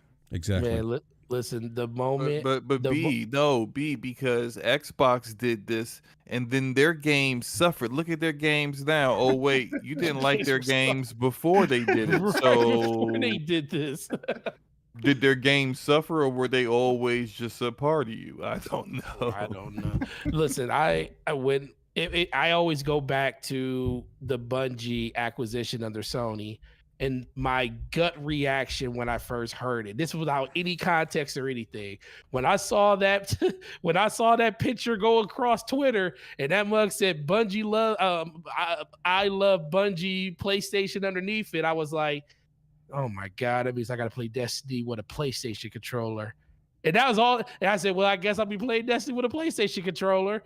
But that was, I literally didn't say, oh, this sucks. I can't believe that this actually happened. It was just like, okay, I'm forced to play either on a PC if they keep it there, because I had no idea that they were going to keep it multi-platform. Shout out to Bungie for pulling that rabbit out their hat. But I was fully ready to move the PC or move to PlayStation 5 and play that game. Because guess what? I love the game, but the game means more to me than the platform I play it on. I prefer a certain platform, but ultimately it's where the game is available to play. And that's the thing that is missing from this. Y'all make it seem like PlayStation is saying, we're going to release the next Horizon whatever Dawn game on PC only, and we're just going to skip PlayStation. That's how y'all making it sound. You're still getting all of these great games that everybody hoops and hollers about. I talked about how God of War is still one of my favorite franchises of all time, my most favorite game on PlayStation. And guess what? I'm going to play it right there on the PlayStation 5. Right there. It's not changing anything, but y'all make it seem like it's changing just because of the takes that everybody's taking around it. Yeah, a lot of hyperbole with these takes. It's maddening. It really is maddening. I'm like, everyone just calm down. It's okay. And but everybody wants their okay, so not everybody, some people don't really care about it. But a lot of these people, the ones that you hear talk about this, they're the ones that's invested in this so-called console war so strongly that they can't see the tree, they can't see past the trees. Yeah, it's like you see what's happening right in front of you, but then you're seeing Activision Blizzard being taken away from you, by Microsoft. So you're losing a war there. Now you're seeing PlayStation self-inflict themselves by saying we're going to put our games on PC. So now you're losing another war to some unseen power that you didn't think was ever going to happen. And you're losing that list war. And that's all this is. The fact that you have a list of games that you can say, this is only available on this console and this is only available on that console. And I'm like, who cares? I just want to play the game. But that's not how everybody else feels about it, because their whole identity and their whole following is based on crapping on another person and what they don't have. Well, and that's the honest to God truth. Well, I think Hamp, you and I talked about this. Like, people's egos are tied to plastic boxes, which is weird, but that's kind of the gist of it, right? We lose Hamp. He's there, but he's lit up like his mic is active. All right, I gotta run. Are you leaving us, Slow-Mo? I am leaving. Forte, did you take care of that? Is Ashley doing it now, sir? You said that 2 hours ago? I said it would be done by the end of the show, didn't I? What's it doing? It's doing what I said it's going to be doing. And that is? Sir, will you just go do what you said you need to go do? So now you telling me to leave? No, because Tell you said me you got to go do what I need you to said do. no, because But you you said not doing what listen, you need to listen, do. you Okay, said you I had to listen. understand. You said you had I to leave. understand. I do You said have you to had to leave. leave. Okay, I we gotta love go. you. I will listen. Wow. Go ahead and shout out. So Go dismissive. listen. So Go ahead and dismissive. Wow, he said, go "Be ahead and gone. We love you." listen. Go ahead Exactly. and Get no, out of listen. here. Hey, he treats you No, like a listen. one night stand, Slow-mo. I know. You Get know, out of he's here. the I best got- one night stand. Slow-mo, Whoa, he knows what hey. he's doing. Whoa, what? Okay. I don't. That, Go ahead. Shout out your channel, Slow-mo. I'm a Let little everybody know comfortable. where they can see DPS tomorrow, and we will convene in the afternoon. no. Can you take care of that? I really do need to leave like immediately. you're still so, here. But Yeah, can but you he's do got to that? go. He's got to You're go. gonna be- Forte. You're gonna be here doing an outro in like 10-15 minutes anyway. Just do the outro for me. Appreciate it. Okay, I'll do your outro too. Go ahead, enjoy the rest of your day, sir. We miss you. We love you. Godspeed to you, sir. All right. Godspeed. But take care of that. Things we'll take care of. It will be done today. All right, guys. Chat. You guys take care, fellas. Have a great night. All right, you too, Slow-mo. Okay. See you, man. Love you, Slow-mo. Oh, wow. And- do we And I lose- am. I'm here. I was here the whole time. I just before I had a chance to answer, Forte and Slow-mo broke out into a on-air scrimmage. So the preview of tomorrow's show. I was delayed because I was over managing my download of Tunic onto my PlayStation 5. Yeah, and I had to move it because I had it over next to my PC where I was playing Call of Duty because I was using a mouse and keyboard. Yeah, that's what we're saying. That, part of the problem is people tie their egos to the plastic boxes, and I don't understand that. Right? And I think it was on maybe Crossfire, or I think it was EJ who said it. Like, and it's a little bit maybe off topic from gaming, but not that far. There's a group of us who have things, right, in life. I don't know how you want to codify them, but like things that bother me when I go to sleep at night and that cause me anxiety when I wake up in the morning. Those things are not whether or not an exclusive is coming to a plastic box of mine, or whether it's going to some other console. Those aren't the things that bother me when I go to sleep at night or when I rise first thing in the morning. There are other things that do that. Work, family, money, other things of that nature. My pastime, my leisure, my hobby doesn't occupy a position in my life where it causes me anxiety or negatively impacts my ego, or does things of that nature in comparison to things that are actually more important and that actually determine kind of where I exist in the world.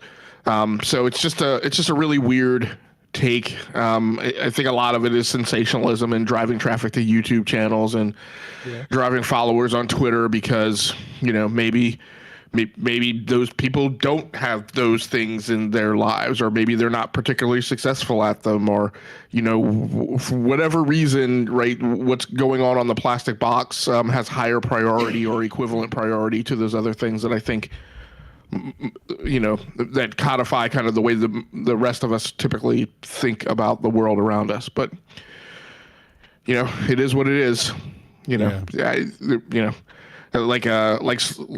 B Money was saying, I think those of us have, others of us have just chosen a route where we have access portals to wherever things show up, and if they don't show up on one plastic box, we just go play them on a different one. Yeah, that's a great point. Let me grab the super chat here from Dragonheart Yobi. What's up, Yobi? He with the $5 super chat says #peace, love, and life. Thank you for that, Dragonheart Yobi. Yobi's one of the most positive dudes. One of the most positive dudes in the community. So thank you so much. Really appreciate that.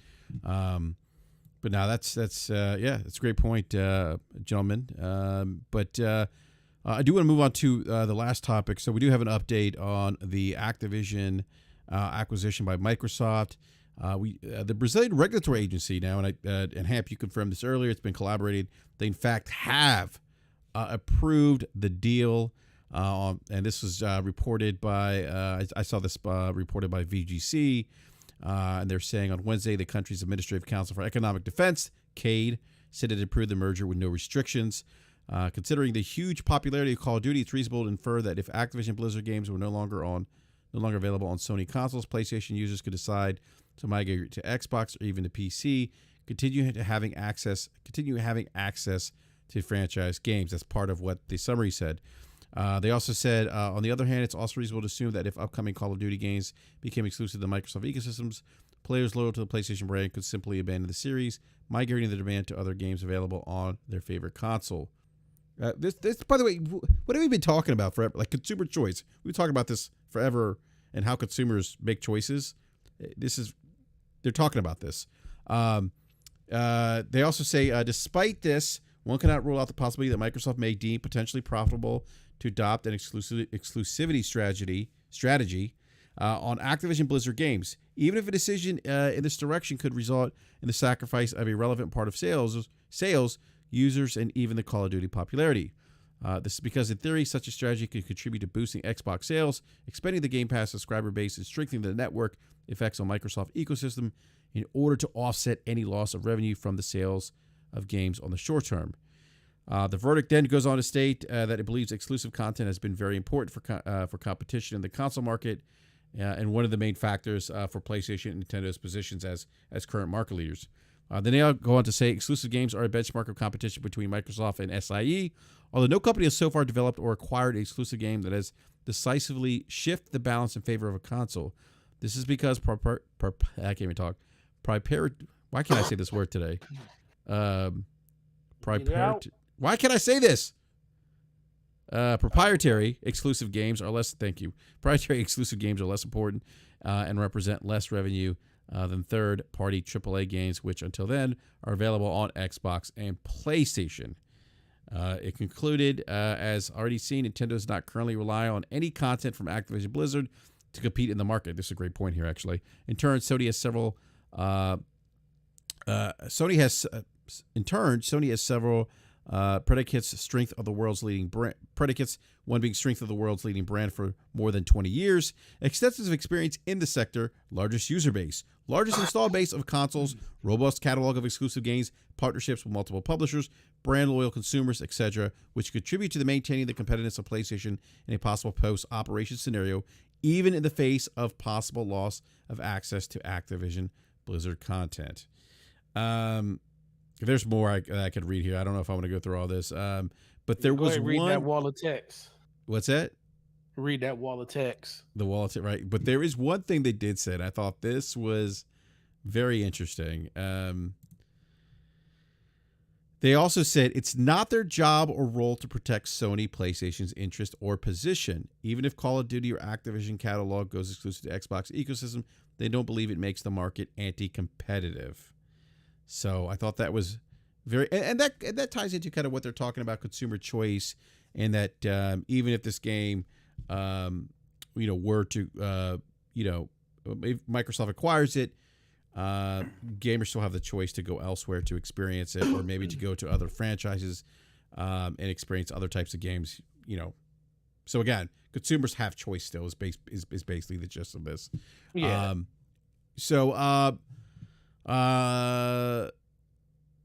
Let me read this last part here. After all, one cannot lose sight of the fact that the holder of legal assets protected by, and they mentioned a law here, is the collectivity and not the competitor economic agent as an individual entity. In this sense, although it's recognized that part of the users of PlayStation consoles from Sony could decide to migrate to Xbox in the event that Activision Blizzard games, and especially Call of Duty, become exclusive to Microsoft's ecosystem, SGK does not believe that such a possibility represents in itself a risk to competition in the console market as a whole. So there we go. So that is some of the commentary from the Brazilian regulatory agency. Forte, I think you were going to chime in. Go ahead, sir. No, I was just going to say it just sounds like a lot of moving parts are starting to come together at this point, and I get it, man. No, who wants to lose something that gave you 41 to 51% of the market when it comes to sales? Nobody wants to lose that. But I also think PlayStation is doing an amazing job in trying to balance that out by, implementing their games as a service model, trying to get that off the ground as much as possible. They know they got a couple of bullets left in the chamber, because this won't, even knowing this deal will go through, they'll still see their 30% cut of it until, Microsoft decides to, either pull or, extend the deal to make it a little bit longer on PlayStation, which we'll all find that information out probably closer towards the end of closing when Microsoft can really start making decisions on what's going to happen with ABK. So we'll find that stuff out then.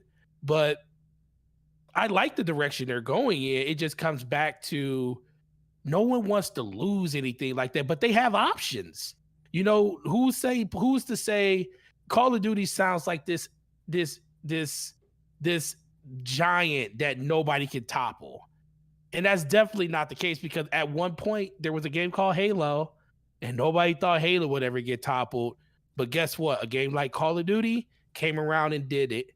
And to be honest with you, Call of Duty had to reinvent itself to get back on top. It's not the regular game Call of Duty that makes the money anymore. It's Warzone. And that's because games like PUBG, that's because games like Fortnite pushed them to be able to figure out what they needed to do to make that game stand out more. Now, granted, they still have a paid for version that they can fall back on top of Warzone, and that's why it seems like it's such a huge mountain to climb.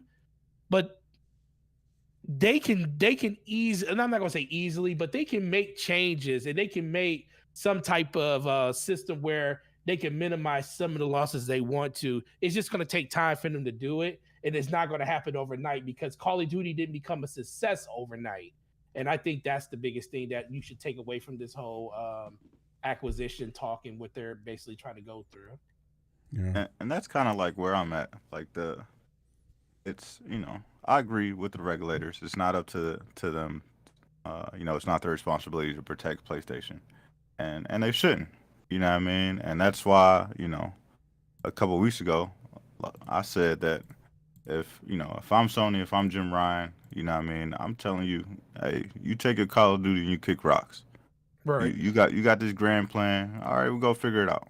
And we'll figure it out on our end as well. You know what I mean? We'll see out this next 3 years of the deal, and we're gonna, we're gonna get over it. We're gonna hold up. We're gonna put our heads down, and we're gonna, come up with a plan of our own. Because at the end of the day, you can't rely on all this free money. You know what I mean? Sony was making all this money, and they didn't have nothing to do with Call of Duty. I mean, neither did Xbox at the same point. You know what I mean? It was Activision game. They were making all this money. They weren't involved in the development. This game was getting put on their platform, and there's hella microtransactions that come off of it every year. So they're making all this money without actually having to do anything. So now that, that crutch has fallen, where, all this free money or free revenue that you had every year could go away. Now you got to kind of stand on your square, and you got to stand up. And this is, one of the critiques I have for Jim, and maybe, he can't really do that because, Sony has a idea of what they want to do and the revenue share that they want to have, going forward off this product. But, like I said, if I'm Jim Ryan, I'm saying, all right, after this 3-year deal, go take Call of Duty. You know what I mean? You go figure it out, and we'll figure it out over here. And that's kind of where I would leave it. But, there's a lot of people, that they have to answer to. So I'm sure they can't really have that type of energy. A lot of stockholders and things like that. So, a lot of people they got to answer to. So they definitely can't have that energy publicly. But I think at the end of the day, when it all boils down to it, if Microsoft decides to keep Call of Duty exclusive on their platform, and Sony is basically, loses that extra revenue, for the foreseeable future, they have no choice but to buckle down and reevaluate their portfolio, and figure out ways to make up that revenue. If not, make more revenue than what they're making off of that game. So, right. This is the best. Right now, I think this is the best thing that could have happened to Sony, is that you're forced to pivot your portfolio. You know what I mean? You're forced to actually have to not just stand on single player games. You're forced to create different ways to have revenue, and that's why you see the PC push. That's why you see the mobile push. That's why you see PlayStation Productions doing movies and television shows and things like that. All of that stuff. That's a great kind point, of rose into one. You know what I mean? So, you know, we're getting an elite controller, so to speak. You know what I mean? They're doing things differently than that they've ever done before. You know, in the past generation. So, you know, they're kind of forced to grow up a little bit, and you know, they're not getting that allowance that they were, you know, that the Activision was giving them every year. So they gotta get out there and put in the work. Yeah, that's a great point, B. I want to get the super chat before we go to Hamp. T-Rock 40 with the $2 super chat. What's up, T-Rock? We got a dub yesterday on squads in Fortnite with aircuts for the win.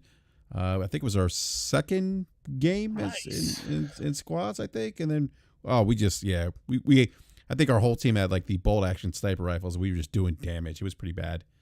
Bad for the other teams, good for us. But he's got the $2 super chat. Thank you for that. T-Rock says, COD is a cash grab. Did I do it right, BRAP? Yes, you did do that right. Thank you for the super chat, sir. Hamp, I'll go to you, sir. Are you surprised by this?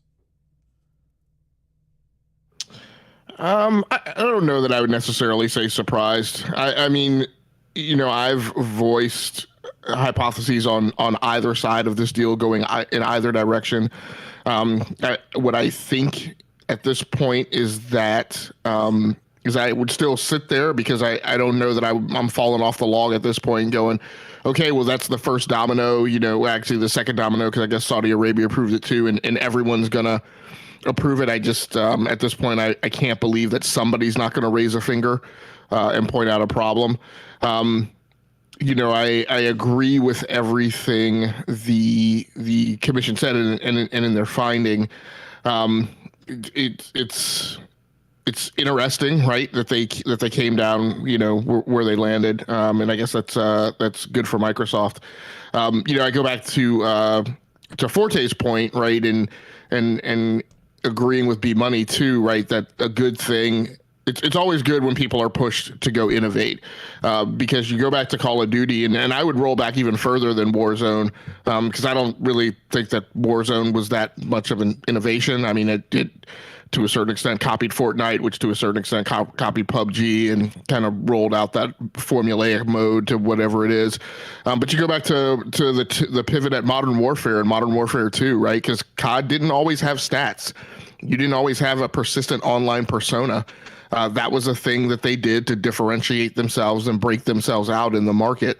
And that was the point where you suddenly became interested in sticking with Call of Duty beyond like that first kind of 2 or 3 months. And then you would go away and kind of not think about it and wait for the map pack to come out. Right. And then there was the pivot about how they handled map packs. Right. And battle passes and doing things like making content available to everyone, so that you wouldn't split the gaming community up like you used to historically do, right? We joked around in kind of the early months when I was coming on the show about how you would always hit that point where you'd have that one dude who hadn't bought the map pack, and you'd be polite, right, and play with them, but about the third time the third time that you hit the limiter, right, where they couldn't get into a match, you're like, hey man, good hanging out with you, but we'll catch up with you later. So you know, all those things came out of their, you know, Activision's need to differentiate themselves and break themselves out on the market. And now Sony has an opportunity to go figure that out, which is great because, you know, PlayStation 5's kind of been a dead console. So it's good things are going in Microsoft's direction. Yeah. Do you think, because we know we know like the European regulatory agencies are a little more conservative, you think that they may kind of raise an eyebrow or some objection there? Because I mean, we've seen instances where they've ruled differently from what the FTC's ruled. Like we talk about Google. I think Google just went through this recently with the European Union, and you've talked about how the FTC's ruled differently than the European Union has for certain things. Yeah, it'll be interesting. I was just that my comment about PlayStation 5 being a dead console was completely a joke. So yeah, I mean, and this is what I mean. Like, I wouldn't fall off the log looking at, since Brazil and Saudi Arabia approved it, that every regulatory agency is going to approve it. The dynamic is definitely different in Europe. You know, one of the things that we should consider. I don't know that Xboxes are produced down in Brazil, but Brazil is also a big center for electronics manufacturing, right? Because in South American parts of the country, parts of the world, you know, where tariffs are higher, there are problems sometimes bringing in consumer electronics, and so there's a lot more economic viability in terms of how the consumer electronics industry is kind of ensconced down in Brazil. That may make a difference in the way people wade. So it wouldn't surprise me, you know, for the CMA to take a slightly different look at the deal. You know, it's just we'll just have to kind of wait and see. Yeah.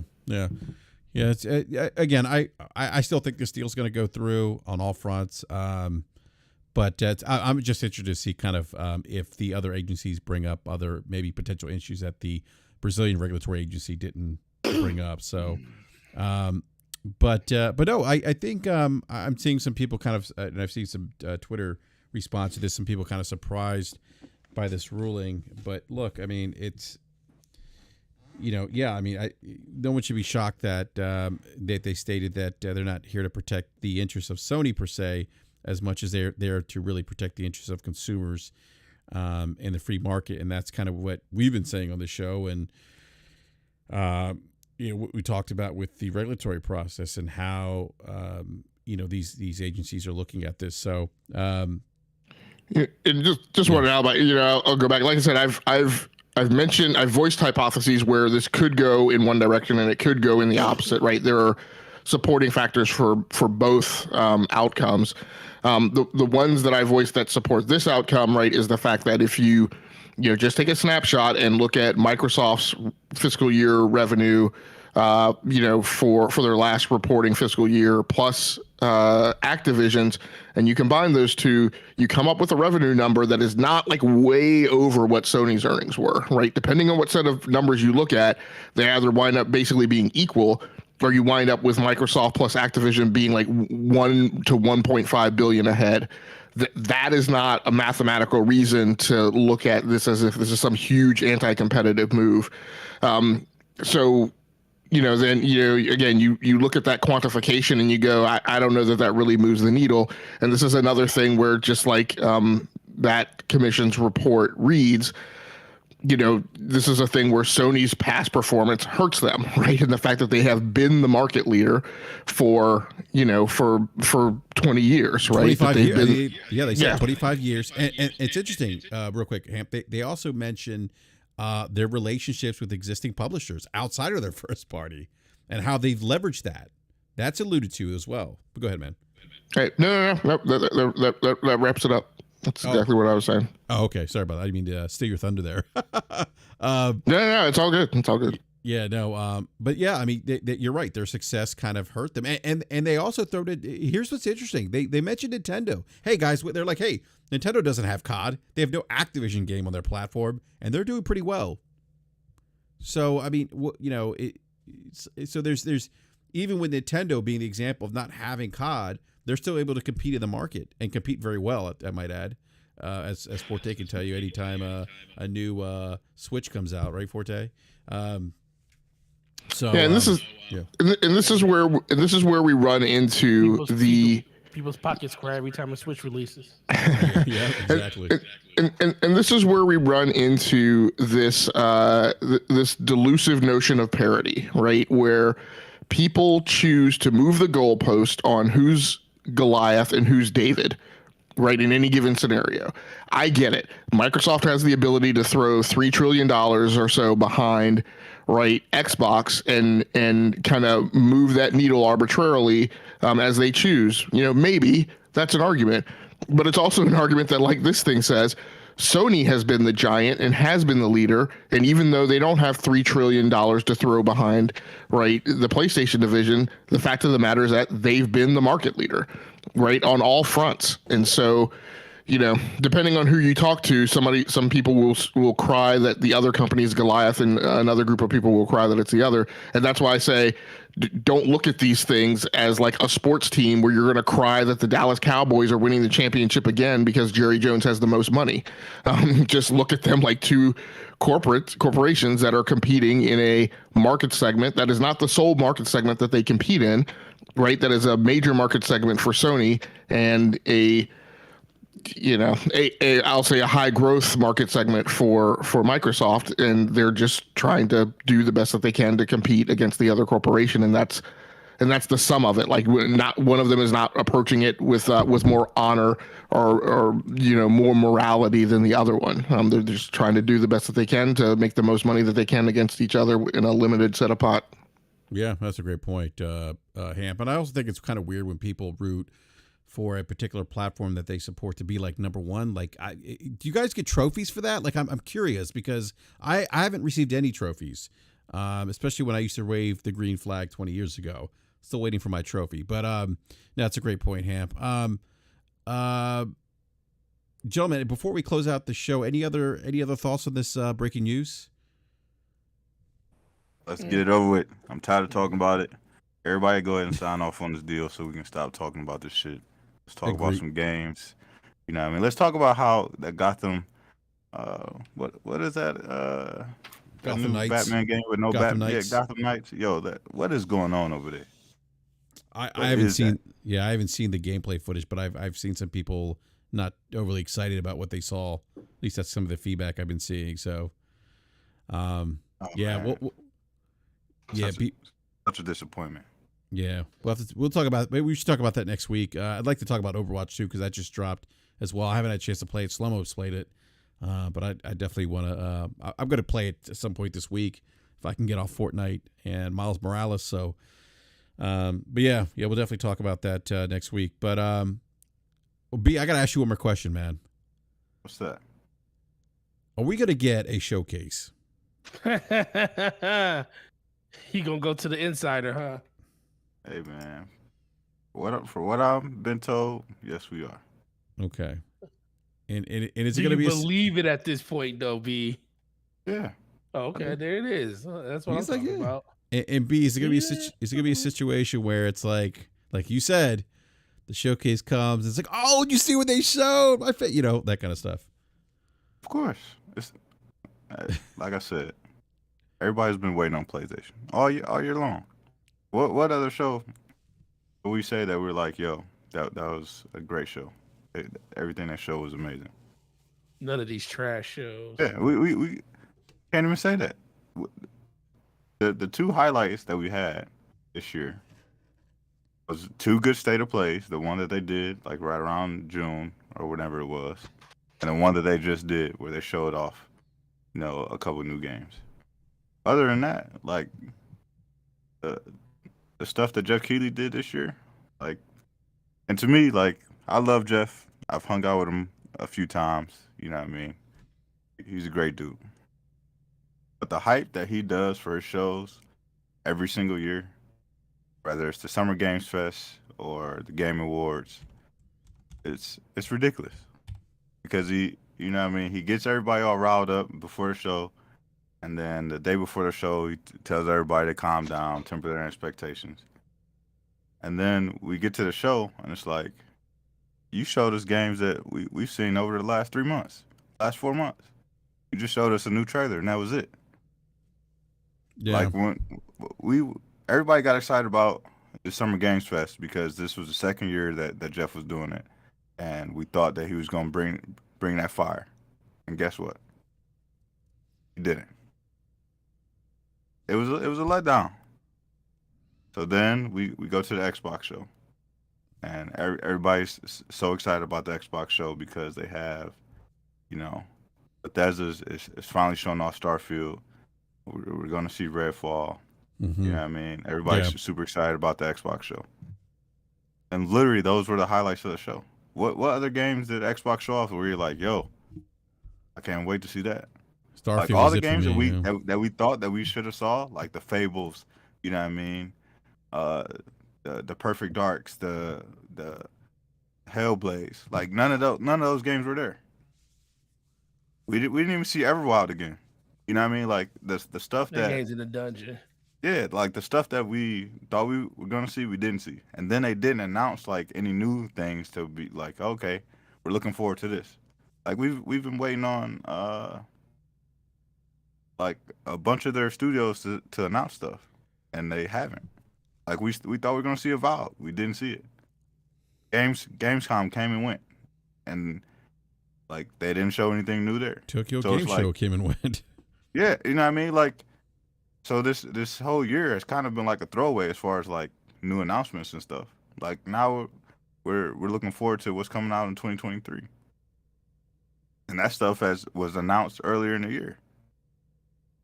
So the biggest game that we're kind of looking forward to now is Callisto Protocol, and that comes out in December, and God of War, which comes out in November. That's right. Yeah. Yep. But like there was no big games that was like, oh my God, like there was nothing that shook the earth. There was nothing that, you know what I mean, changed the game. Mm-hmm. If it wasn't for, you know, having Elden Ring this year, what would people be talking about?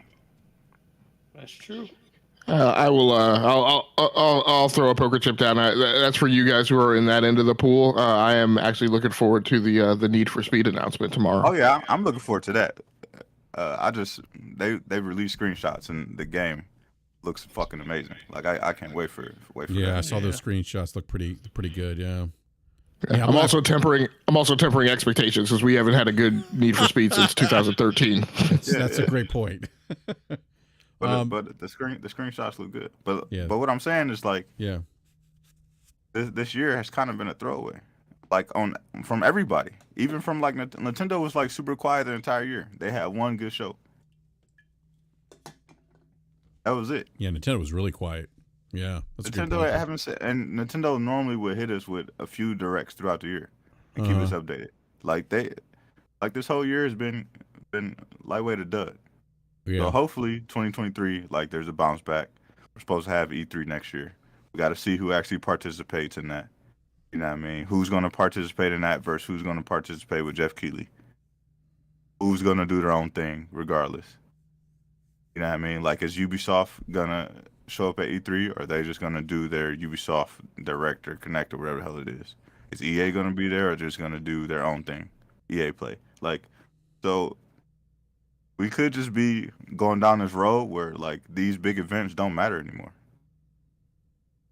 Because everybody's just conditioned to do their own thing. Like the big publishers are conditioned now to do their own thing. So why would they show up and have big announcements at these events when they can control the narrative on their own time? Yeah.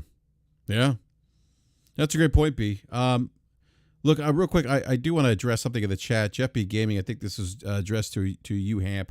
He says sports have competition checks and balances with luxury tax, salary caps.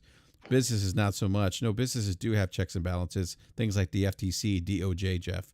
I don't know if you want to add anything additional to that, Hamp, but I saw that and I kind of was like, Yeah, no, that's fine. I don't think I was trying to draw a that business that the actual rules businesses should operate under should be the same as they are in sports. What I think I was trying to convey was that there are fans that look at those franchises that look at platforms like sports teams, and that's why we see a lot of the behavior that we see. Yeah, the rules for businesses are governed by the SEC in various laws and statutes, at least within America. And I think, as I've said before, the only thing I look at is I consider whether or not the businesses operate within those rules, and that's the only rubric for ethicality and morality that I judge them through. And if they violate those rules, they get held accountable for it. But like,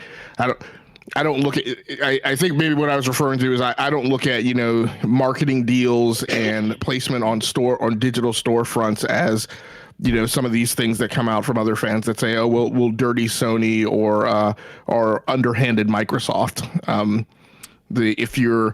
If you compete in the technology field and you are familiar with digital storefronts and marketplaces and the way we approach competition on the market, in a realm where software is your headliner, you know that things have changed, right? People used to pay money to get products put on end caps in grocery stores and at retail. But now that there's not so much physical retail, those marketing deals have moved into the digital space, and that's why, in shows in the past I've said, it doesn't really surprise me, and it shouldn't really surprise people that there are marketing deals made to make sure that your game shows up on the front of a store page. That's because that digital storefront real estate is the equivalent of the end cap in the old grocery store. But I think that those were some of the things that I was trying to convey. So yeah, I apologize if I made it that confusing. No, I know it was, but I think he took it like in a literal sense, as opposed to what you were trying to convey. And I was just letting him know, like, look, no, there are checks and balances. It's not a free for all for businesses. And that's why we have things like the FTC, DOJ, and the other things you mentioned, SEC. But anyhow, Anywho, yeah. So, look, we're going to go ahead and wrap up the show. Forte. Yo. You have a show tomorrow. I do. Now, is it on your channel or Mr. Slow-Mo's channel? It's on Slow-Mo's channel this week. So, okay, go ahead, man. Shout out to the chat. Shout out to all the amazing people here. Shout out to the 10%ers that come through. Shout out to the people that don't care about where you play games at. You just want to play games. You guys are amazing. But yeah, Gaming Forte everywhere, YouTube, Twitter, Xbox Live, PlayStation. DBS podcast will be tomorrow night on the homie Slow-Mo / channel. Make sure you go check that out at Slow-Mo / on YouTube, and make sure you go follow him on Twitter at I don't know, he always changes his handle, but I think it's still Slow-Mo / it could be Slow-Mo Slapback or Clapback or whatever it could be. Yeah, check us out over there. It's going to be a great time tomorrow night, 9 p.m. EST, and you guys have a great week. No doubt, Forte, man. Great seeing you too, by the way, man. No, appreciate it, bro. Yeah, no, absolutely. Yeah, no, we miss you too, man. And then we got B Money, or B Knowing Stuff, as Slow-Mo calls him. B Knowing Stuff. Yeah, B. I wish I have more questions to ask you. Maybe I'll save it for another show, because there's a couple games that we talked about maybe two years ago, I think, that I want to see if you've heard anything on, but we could talk about that another time. But B, by the way, those New Balances are nice. I saw those once you tweeted out. Yeah, man, great seeing you again, B. Let everyone know they can find you. Same name, B Money 101. I'm actually been pretty busy, so I haven't been gaming lately. But hopefully, get back to it this week. I'm gonna check out the Overwatch 2, see what that's about, and I'll be back on 2K. So if you want to get a game in, definitely hit me up. No doubt. And then also want to give a big shout out to everyone in the live chat. Thank you again for hanging out with us this evening. Really appreciate it. Please do me a favor, hit that like button if you're new. Subscribe, hit the bell notification so you're alerted when we go live. And then last but not least, we got Hamp, Lee Hampton, a.k.a. or formerly known as Game Logic. Hamp, always a pleasure, man. If you want to be found, I guess let everyone know where they can find you. If not, that's okay too. Sure, you're welcome to swing by the Enough to Keep Going Weekly Games podcast on the E2KG Network podcasting channel on YouTube about 8:45 p.m. on Sunday nights. Heads up and warning, it is like as if NPR had a video games podcast. So if that is the type of thing that interests you, then fine. And if it's not, then that's okay too. The show is not for everyone, but we welcome anybody who wants to swing by. No doubt, man. I appreciate that, Hamp. And T-Rock says, we need the B Money BRAP 2K stream. Yeah, if somebody wants to give me 2K, I'll play B Money. Oh, now you will? 6 years later, huh? Forte, 6 years later? Man, this has been going on for a long time now, Brad. I don't know what you're talking about. I bet you don't. Yeah, we've been, look, B's busy, I'm busy, it just hasn't happened. I leave it at that. So, B, what do you have it on PlayStation or Xbox? I have it on PlayStation. I haven't got it on. I don't have Xbox anymore. Oh, okay, gotcha. Yeah. Man, B. Man, I don't know. Maybe you know what? If I do pick it up, because I'm not a big 2K. Like I don't play 2K a lot or at all, really. I probably should pick it up though, because my 8-year-old would definitely play it. Like he would definitely play it. I don't know. I might pick it up, man. I might pick it up. Maybe we do that stream, B Money. Yeah, you let me know, man. Whenever you're ready, we can get on PC too if you want. If you want to play there, but whatever floats your boat, man. Yeah. I'll meet you wherever you at. PC. I wonder how it looks on PC. Oof. Oh, it looks crazy on PC. Mods Does on it- PC are fucking insane. Does it really? You said the mods on Yeah. PC are insane? Yeah. Oh man, I have to get it on PC. Oh, I love my PC. By the way, I tweeted out today. If you guys saw that the side shot of my PC with the blue RGBs on, I said the real PlayStation. So, anyhow, all right. Yeah, thank you again, everyone, for catching us live tonight. Really appreciate it. For those who listen later on, also everyone, please let us know your thoughts on some of the topics we discussed today in the comment section below, and we will catch you next time. Maybe do another BRAP rant, depending on what news hits. I've done like 2-3 other videos, I think, the last couple days. So as news has been coming out. So, but yeah, no, thank you, everyone. We'll catch you next time.